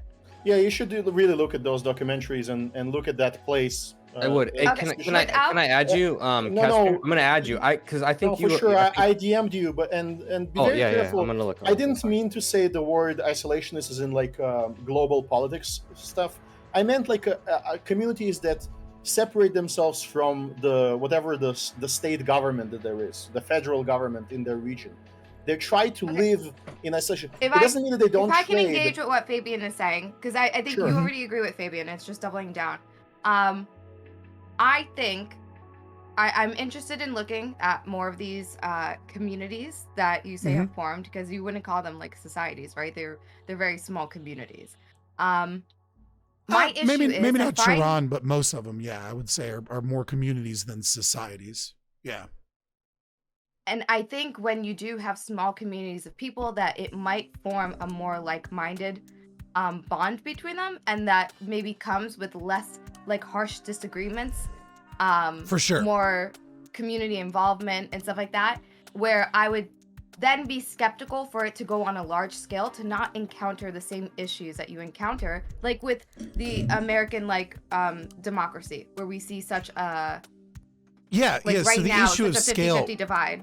Yeah, the scale problem. The reason that we have such a scale problem, in my opinion, right? You may disagree with this. You may think like this big, beautiful country is such a wonderful thing. But the reason that I think we have such an issue with this is that we have this weird thing where like the government decides what to do with my money so that it can go to Alaska, or you know what I mean? Like it decides what healthcare needs. But we also get the benefits from Alaska with our money, right? Well, with Alaska, can we talk about Alaska for a moment? I mean, give an example of Alaska? Well, let just Fabian finish your thought. Right, and what I mean by this is that we have this weird pseudo connection that really is maintained by the government. Like I don't have very much in common with Californians. I don't have anything against Californians. I'm not like one of these people that's like fuck California, right? I'm just saying I've never been there. I don't know their culture. The fuck did we do? I don't know a lot about them, right? Right. I'm not saying anything about that. I'm just saying I'm on the East Coast. I have a completely different culture, and yet we have this weird pseudo connection, right? Where we have this government that connects us based off of land and boundaries, and now the Californians have a say in their democracy on what the fuck happens over here. And I'm like, well, why does California get to tell me how to live my life? Why does Texas get to tell me how to live my life, or New York, or any of these other places, right? The scalability problem is such that we have this weird belief that we have a scalability problem when we don't. What we have is an issue of the government forcing me to share ideas and government with California. Why can't California do their own thing? Real trade with them. This is an important interjection. Nick, someone in the chat says, who's this dude who looks like Tyler 1? Do you have a rebuttal? Bro, look at my fucking head. Hold on. Hell nah. Nobody's saying that shit. Look at my fucking head, bro. That's what I'm saying. Texas, you are denied. Okay. Don't be calling me. Look at my head. So my head is okay. Don't wear that headset for too long. You feel like there are decisions being made, maybe even with your taxpayer money, that you probably shouldn't be participating in. You don't feel connected to those parts of the country, right?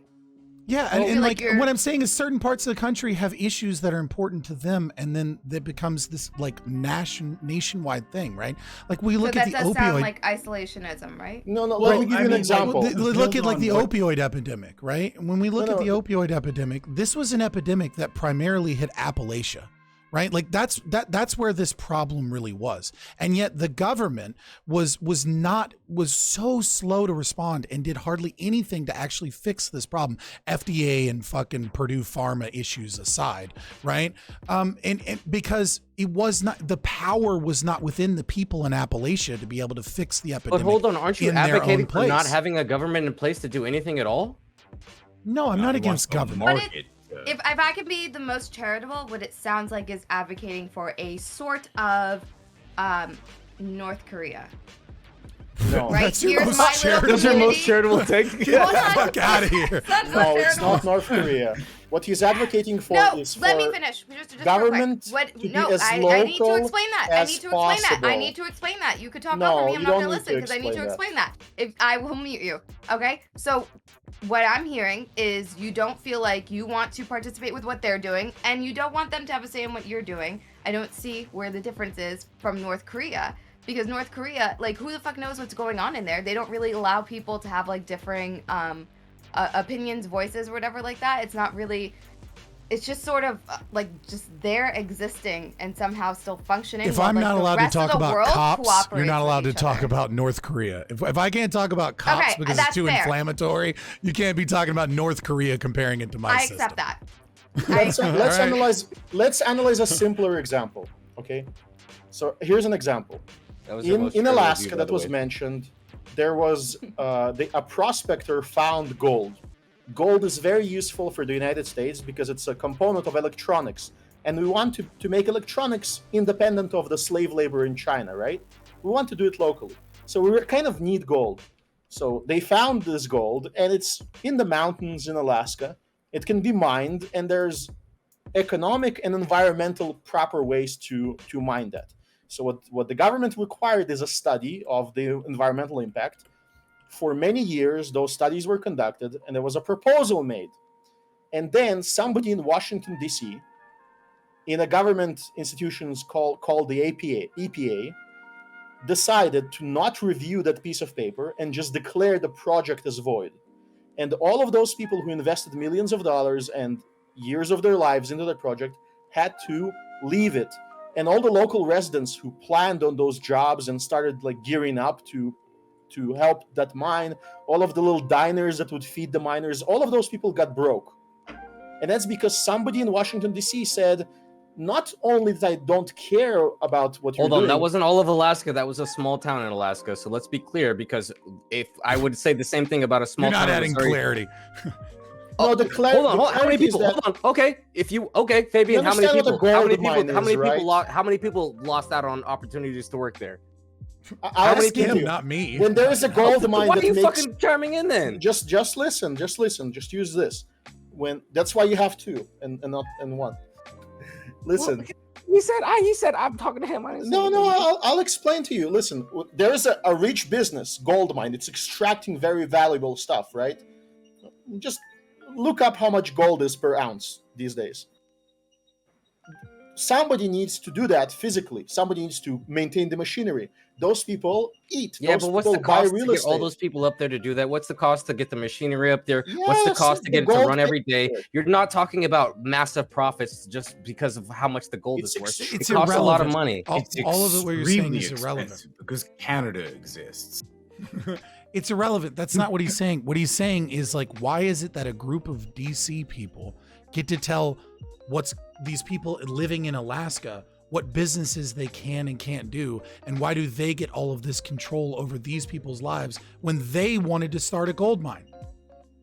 Listen, When you're, they you're, set up you're shop asking, there. you're asking me about a topic I'm not familiar with. Like you're bringing up other topics. I'm not familiar with this topic. It's an example. I don't know. It does. I don't know. you don't I don't need- know why. So But you're if asking you me to don't believe know, what you you're can saying answer a without looking No, I into think it. what's happening here Let's is he doesn't simplify know it the story into a that you're saying, hypothetical. so he just wants to remain skeptical. And I think that's I don't fair. know. You, I don't you know. can be skeptical, that's fair, but let's convert it to a hypothetical where we can eliminate all the skepticism. Imagine that that in this hypothetical, the gold mine performed all due diligence, and it's the most environmentally friendly gold mine in the world. That's the plan. Does a person in Washington, D.C. get to say whether it's built or not? Or is it the local indigenous people of Alaska that get the first number one say whether they want to build it? Fuck 'em. Wow. Fuck who? Can I have a second to DC. think about that? Because that's actually a really hard question. I think that's a really good question. I think that actually is a really hard question because now you're talking about states' right versus federal rights. I think. Yeah. Or just the local community. Yeah. No. Yeah. Well, no, he's saying who gets the right? Who gets the right? Is that what you're asking? Am I? No, It's, the local it's a people moral say, question, not so the much. local like a indigenous morally- people say, constitutional well, question. Okay, hold on. If you're asking a moral we're question, doing that's it different. environmentally friendly, so we're not going to hurt the plant. We're not going to hurt ourselves. We're going to do it correctly. And somebody Wait, in hold on. Washington Is it a moral question or is it a legal question? It's both. And give me the moral answer. Okay, It's I'll give you the every moral. question. Morally, obviously, I'm going to side with whoever the people are there. I think morally, they have the right. Morally, but legally, can I have a second to think? I'm not sure. This is a question that's not been posed. Take to me an before. entire week to think about this. This is a key I would, question. and even if I give you an answer right now, it might not be the answer I come back with you to you. With, no, absolutely. So Your answer is the perfect answer. I'm like, this is for you. Thumbs up. What you have to Thanks, consider man. in that Appreciate scenario is essentially just the federalists versus anti-federalists. I mean, that's pretty much exactly, other than like scaling it down from state to like local town community. Pretty much just the same issue. It would help you if you personalize this. If you imagine you have some okay, hold plans. on. I do have an answer. Did they get federal funding? No. Then no. Then the federal. Yeah. Then it's the state. The state gets it. I think. At least that would be my answer right now. I don't quote me on it. That's just my answer. The real question is why are we building a gold mine when Biden could forgive all of the student federal loan debt and all of those minors could get college degrees in Anchorage? Okay, like I think that's the real answer here. Just learn to code, you stupid, stupid gold miners. The DC government has decided that you will go to college and you will get a valuable education. Also, I would like to say that the person that I knew that, I mean, there's a few of them, but at least one of them that I knew that did get below, I think they got like a 2.7 GPA, which is really harsh when you're trying to go for a job in like with one of the big tech companies. Eventually, they did get a job, but I think they continued taking courses after college to buff up their resume again. In this political space, there's going to be a lot of people who are in STEM degrees and stuff like that who would probably know more so the type of courses that you can do to fluff up your shit to make it so that your degree wasn't a waste. Yeah, I had a 3.9 in undergrad, and what I didn't realize is going into psychology to try and work in clinical psych and things of that nature is a real bad idea if you're a male, because a lot of people do not want men in that profession. Does your non-technical GPA even matter that much? Like, I've always heard about people taking like random electives to like boost their GPA. True. Like, I don't. Do people actually care? Like, why? I think when it comes to these jobs, I think they do.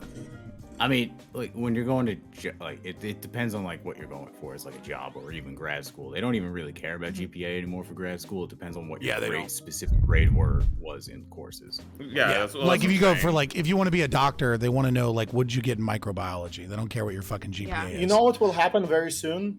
All of these questions will sort of become moot points because what we're observing right now with it started with Khan Academy.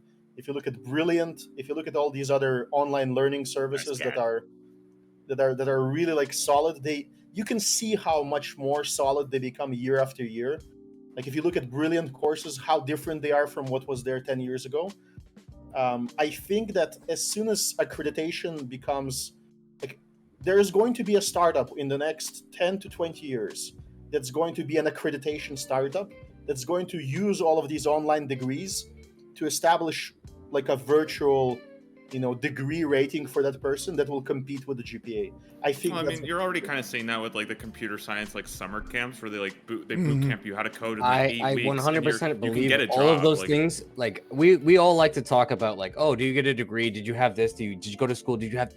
Everybody knows. Anyone who has worked in the real world knows it's not about what you have. It's not about what education you've achieved.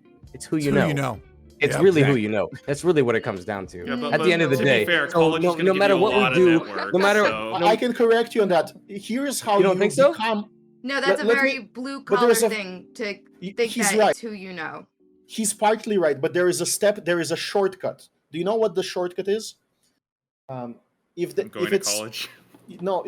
going to college is potentially a shortcut. Because you network. Actually, that's the number one utility in college, is to network. Well, that's what I'm saying. Like, how many people are you networking with on Khan Academy Yeah, in but your laptop okay, let's say this: you have one person who went to college, the same degree, you know them, and the other person you don't know, but has the exact same degree. So you're hiring the person you know. You're a welder, though, right? I understand what you're saying, but with these jobs that require a level of knowledge and like degrees to show for that. Yeah, but how many of those jobs? People, how many? What are they? What just let me finish saying the thing. Sorry, I haven't finished saying the thing. Does not get you. You have an in. Oh, I'm just gonna fucking mute you. You're just that pissed me off. Where's the fucking mute button? I'm going to take whatever server mute then. Okay, now knowing someone does not get you the job. But knowing someone gets you a step further than people who don't know the person, and that's like the interview, or it gets you I think. I think I think a lot of the times, like, well, I mean, I'm speaking from like personal experience, and maybe my anecdotes don't really match up with real life, but from everyone I've ever talked to, it's really about who you know. I've seen people get into jobs that they don't deserve. Blue collar jobs that don't require. No, I work in IT. Like an I do IT. level of like. No, I do IT. But what kind of IT? Are you the motherfucker turning off and then turning on the button? I think what they're trying to say is that even if you're trying to apply to like some kind of like bigger company in a white collar job, having like a reference is still going to be really, really huge. A lot of my friends who have already graduated, they post to like old alumni groups and stuff like that, basically saying like, hey, my startup is hiring people for like $70K. Yeah, half these people are not posting jobs on the internet. They're not just getting random. They're saying, hey, you guys who are my employees, do you have any of your friends that you could recommend to us to hire? Yeah, and again, it's not enough on its own. Obviously, you still need like the skills in the background. You can't just be like a fucking high school diploma walking up Google because you know someone at Google. But it's a huge benefit, and a lot of that is stuff that you'll get from going to college. One of the things that I think I don't know that it necessarily scares me, but a bit of a black pill moment is a lot of the utility of college degree in general, as opposed to specialized fields, is corporate America, kind of like HR departments, middle management, cubicle work. And one of the things that I've seen that's an interesting shift is more and more these companies are focusing less on whether or not you have a college degree and more on like tests that you have to take as an entrance into those jobs. So for example, when looking at insurance underwriting are basically the people that write the policies for like insurance companies. And more often, and it used to be that what they would do is they would just assume, okay, you have a college degree, that means you're qualified. Let's get you the interview. Let's see how you do in the interview, et cetera, et cetera. And now what they're doing is they're like, hey, we prefer a college degree, but you don't have to have a college degree. But you do have to take this logic test, and you have to take this writing test, and you have to take this other test. And I think you don't like that? No, I think it's good, but I do think that it is important that it might be a black pill moment for like the value of a college education. Because if I was to ask who is the most educated people in America right now, I would say it's probably truck drivers that want to be educated. And the reason I say this is people that listen to a fuck ton of educational podcasts, though they do not have the paper, they do not have the credentials, they have probably learned just as much as anybody that went into a 4-year degree. Like, yeah, like no one in common parlance would call that educated. No one would say they're the most educated. truck drivers who listen to me, they're not getting educated. Not all of them. Well, I'm not saying no one would say that. I'm just saying like that everyday knowledge is. Let's be honest, right? Let's be honest. They're intelligent people. Listen, I've met a ton of truck drivers who are like who here smart. Raise your hand. Really... Raise your hand if you have a bachelor's degree in like an undergraduate college program. Right? Okay, so what would you say you would have learned more from? Half of the classes that you took in college, or listening to the entire discography of Dan Carlin's Hardcore History? Who's Dan Carlin? If you don't know hardcore history, Dan Carlin, hardcore you history need is to get an the amazing podcast. It's an amazing second podcast. that. Hardcore history is amazing. You should watch it. Right. Like I But honestly, that's the problem. That's not understanding like half of the reason why you want a college education. No, and for sure. Part of that is like for sure. But I'm talking about just general. And be like set up. Okay, go ahead. I just mean like in terms of general knowledge and the idea that a lot of these companies are going to then be testing people's knowledge more so than worrying about their degree. Are you talking about general knowledge or education? At first you started with education and now we're moving to general knowledge. Okay, I'm not talking about a specific. Because, hold on. No, I only make the difference. Focus on the point. Because you're misunderstanding. You're misunderstanding. Well, I upset when him a little he's saying bit. those two things, he's talking about what the job is looking for. Some jobs can look at your education, or some jobs are now giving tests to test your knowledge instead of just going with the degree that you have.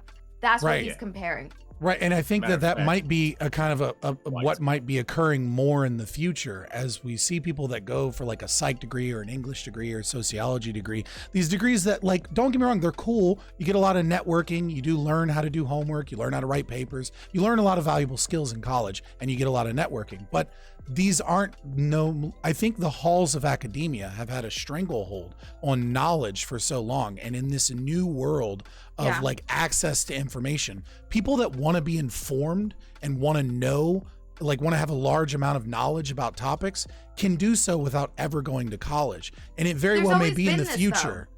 Well, it's a lot lesser but not on degree. a popular level. Hold on. Before. There's always been this, but not on a popular level, right? We've seen the movies where the person didn't go to law school, but then they studied to pass the bar so they could like be a lawyer or whatever, right? Or we see like the lizard dude drops out of college but still grows up to run his own successful business. It's been known that you don't need to use college to find success in this world, or to be accomplished, or even to be viewed at and respected as like an intellectual. And I think that I think it's a good thing to influence other people to be able to follow that path. The only problem I find is that a lot of people are sheep, and I think a lot of sheep need to be guided in a herd. So I think that like I don't want to stray more people away from college. I want college to be a more accessible path that doesn't come with such a financial burden afterwards, because I think a lot of the sheep just still need to be guided. Yeah, I guarantee if you go and you spend 4 years studying fucking C++ or Java, you will come out probably a better software engineer than a lot of the people who are doing undergrads in comp sci. But the problem is, it takes an insane amount of discipline to sit there on your own, watching YouTube videos and lectures and sitting on Stack Overflow all night. Like, that's insane. If you want your dream to come true, your particular one, not mine, yours, look at places like Italy and ask yourself, oh my god, you fucking love Italy, my guy. I know, Milan. Go to Milan. Or you can find other examples, but the reason why I picked that example is because somehow they're in the top 10. And this is curious. How are they in the top 10 in a European country? You can check their cost of living. I did. So their cost of living is lower than, in some of our college towns, for sure. But not by much, not by times 5. By like 20 to 30%, which means that even if you add cost of living, just the cost of the degree in the United States is like 3 times larger than living there and studying there. You have to look at that and figure out what's going on. If you want to have their form of like, maybe they have strong government regulations that somehow make it happen. And then that'll be very happy for your ideology as an example. So look it up, try to figure it out. I have a story for Nigdo about this idea that you need to know somebody to succeed. So this is just personal observation. I saw a guy. You don't need to. It's just easier if you do. That's all I'm saying. I'm not saying you have to know somebody. It's easier, but there are other qualifications. Somebody in Scott's chat said that he, as a business owner, basically has to evaluate how much money that person will make them, and obviously, if he knows the person and there's some familial or other relationship, he gets a slightly better guarantee. He can ask the family, is that person responsible? There's more information, but here's what you do if you want to succeed. When you go into like a fabrication job, if it's a good business, for the first couple of weeks, you just show up first. You're there first, religiously. You're there half an hour ahead of everybody, and you help everybody. Do you get paid for it? Hold on, do you get paid for it? No, you get paid to show up early? It's an investment in your future. That just investment shows your boss. Your boss is there an hour earlier. The boss has to be there an hour earlier before the guys come in because he has to plan the day and like do other stuff. And you're there as well. The boss sees you there. The owner of the company sees you there. And he might ask, why are you there? You want to be early, whatever. And then you offer to help. Eventually, they will pay you for it. Or the boss doesn't like you, and he's like, "Why the fuck is this guy here?" And then you get fired. Then you change businesses. So like you're giving me this like but you're not listening to fairy two more tale scenario of like, oh, you show up early, the boss is there, he sees that. One, most CEOs are not fucking showing up. It's not your a boss CEO. is not going to be there. Not even your manager is going to be there. This is very anecdotal advice. It's just it is an anecdotal advice, but it's important to listen to the end because it has a meaning. Okay. The meaning is that you act as a manager and you become one. The manager is the guy that for the first 2 weeks, very humbly, doesn't express any expertise in anything, just learns how everything is done. Helps every single table at that factory, at that shop. And people notice that, and workers respect that immensely. Nobody there, that 9-to-5ers, actually wants responsibility for management. That's what you will find out. You will find out there's a personality type of people, and maybe you're one of them. Maybe you're one of those sheep that should get, which is a very noble profession, to be a productive sheep. And then you show up 9 to 5, and from 5 and on, you're with your family. That's perfectly fine. But if you want to be like super successful with the trades job, and you want to be a manager, eventually a business owner, you have to learn how it works, right? And that is entirely on you. Pause. I'm just going to reword everything you said in 3 words. Personality trait conscientiousness.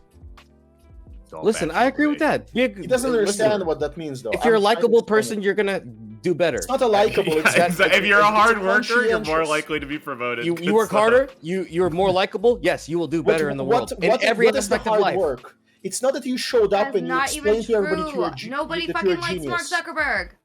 It's not that you show up that you're a genius. Well, I like him. He's just weird as shit. I wouldn't want to be around him. You show curiosity. And that you listen for 2 weeks before you even raise to speak on how things can be done better or anything of the sort. You absorb, and then you become that thing. The other thing is they catch on responsibility. A business owner is hungry for a responsible person. Do you know how businesses deal with responsible people? Here's what they want to do. They have this trick. Yes.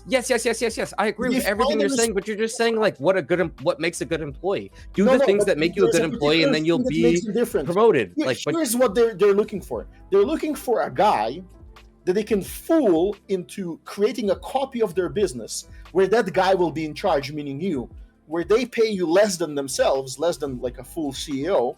Wait, but they still pay you enough to manage their business. Who is they? Hold on. Are we getting into the J question? The way your hold on, boss, who is they? You're talking to a Jew, dude. Yeah, you're talking to one, but it doesn't matter.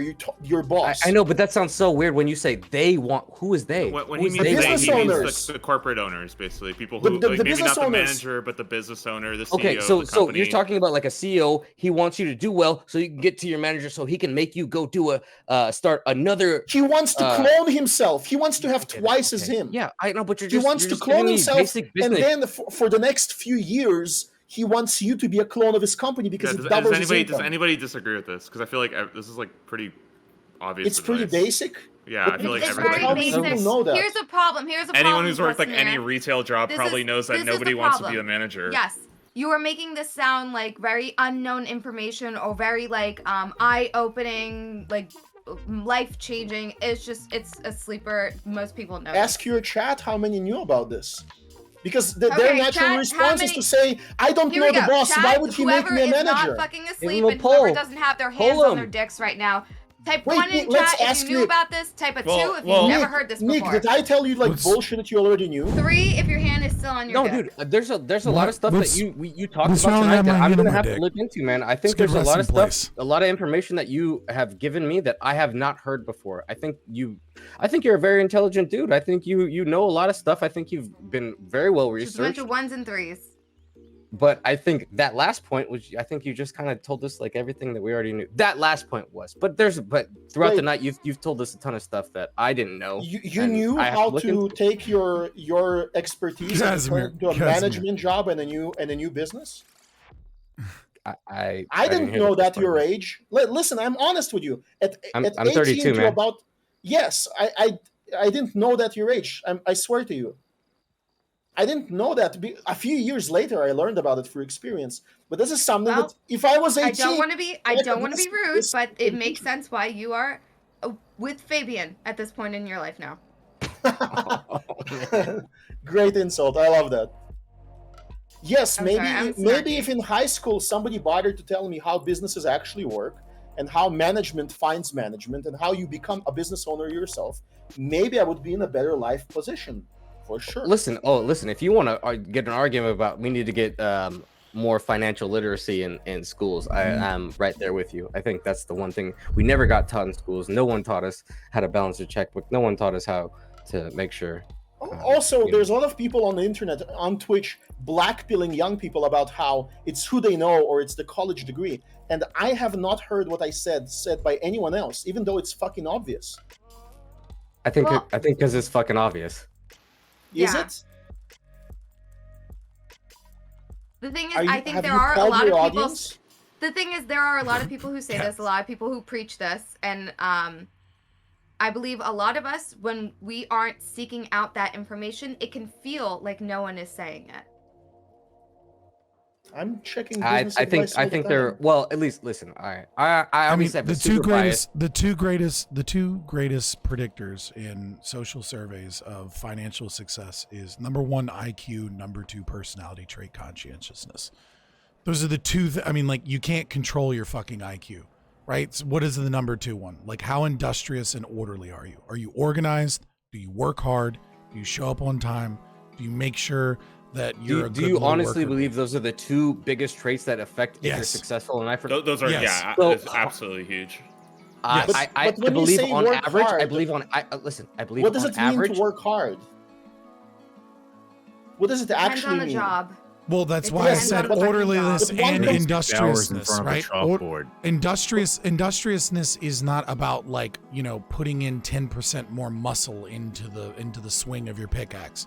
What industriousness means is respect for hierarchical structures, respect for authority in that regard. Showing up to do extra things like you're describing. Yeah, it really is just personality trait conscientiousness at that point. So do you believe that the neighborhoods that have like super low graduation rates from high school, you think they don't have that?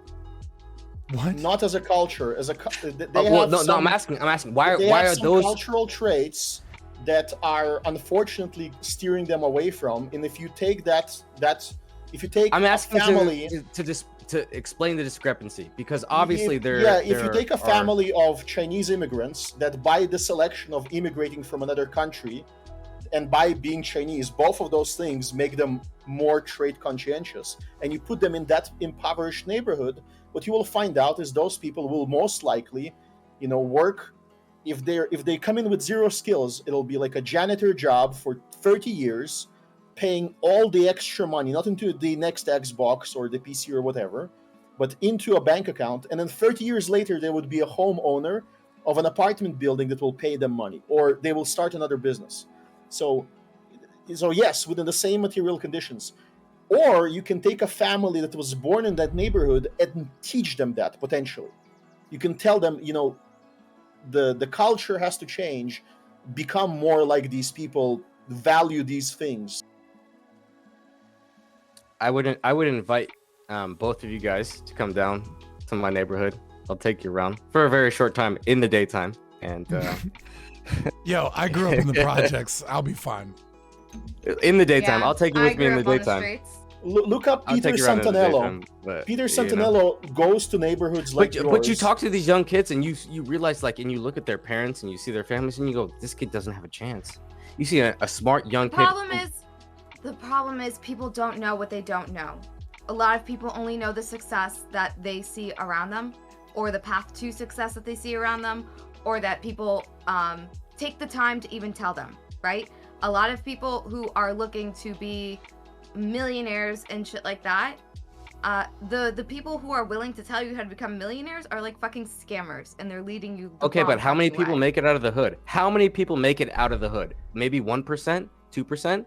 You think more than that? I don't know the percentage. Look, let's be like this. I'm gonna put that would on just my. be my guess. Like, so I'm gonna put on my. Okay, go I'm ahead. gonna put on my Republican hat for just a moment, right? No. The problem is that the reason they don't, your bootstraps, kids. No. Listen, the reason the kids don't know what they don't know is because they don't have a fucking father that's been through it before to teach them. I'm sorry, their mother could teach them too, bitch. No. I grew up with a single mother. If they're a single mother, Absolutely. they can. But like, there is Is it possible? Sure. But when you have one fucking parent, Is when it you have a possible? single Then parent, don't fucking say no. There is a God, great do I really have project to hashtag not all women right now? Like, Jesus Yeah, Christ. you Like, do. obvious. Well, fucking. There is a great little bit of project called sense here, X right? for Boys. Look up X for Boys when you have the time. It's literally Is this like a program to give like Molly to like young children? Hold like, on, bro. what's You're going about to get on? me fucking raped No, by the it's a guy in Albany. What is it? EX for He boys? was 19 years old, out of the, I believe, Marines, and he took a group of. He noticed there were like boys in his neighborhood who were doing nothing and out of school, and he approached I'm getting a them little and he yikes said- right now. Hold on. What the fuck? And he approached those boys and he said, "Hey guys, do you want to help me on a project?" And he brought them into a summer camp of sorts where they helped him, fix his car initially, and then he approached their parents and he said, if you gather, this token amount of money, I'll take care of them during the summer when they're like out of school and they have nothing to do. I'll get them off the street and into my summer program. And he started that summer program. And if I don't want to spoil anymore, look at what he achieved by just being a father figure to a group of children, basically. All right. I agree. Positive role models are a good thing. I think that is a good thing. I agree with you. Chaeiry, thanks for the invite. I'm like 8 hours and 10 minutes in my stream, so I'm ready to go get some food. Okay. I'm Fabian Liberty. You can find me on all the socials that way.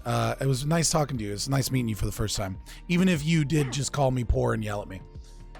And I'll do it next time too. No, I'm just kidding. Thanks for going on. Hey, y'all have a good night. Yeah. Appreciate you coming on, man. Thanks for taking all the shit that I talked to you. You are a good dude. I think you're a good man, even though I disagree with your points of view. I think you're still a good dude, and I would have a beer with you any day. Hell yeah. You just watched a clip from our Twitch channel, Fabian Liberty. If you like content like this, please like and subscribe here on YouTube, or go ahead and give us a follow on twitch.tv/Fabian Liberty.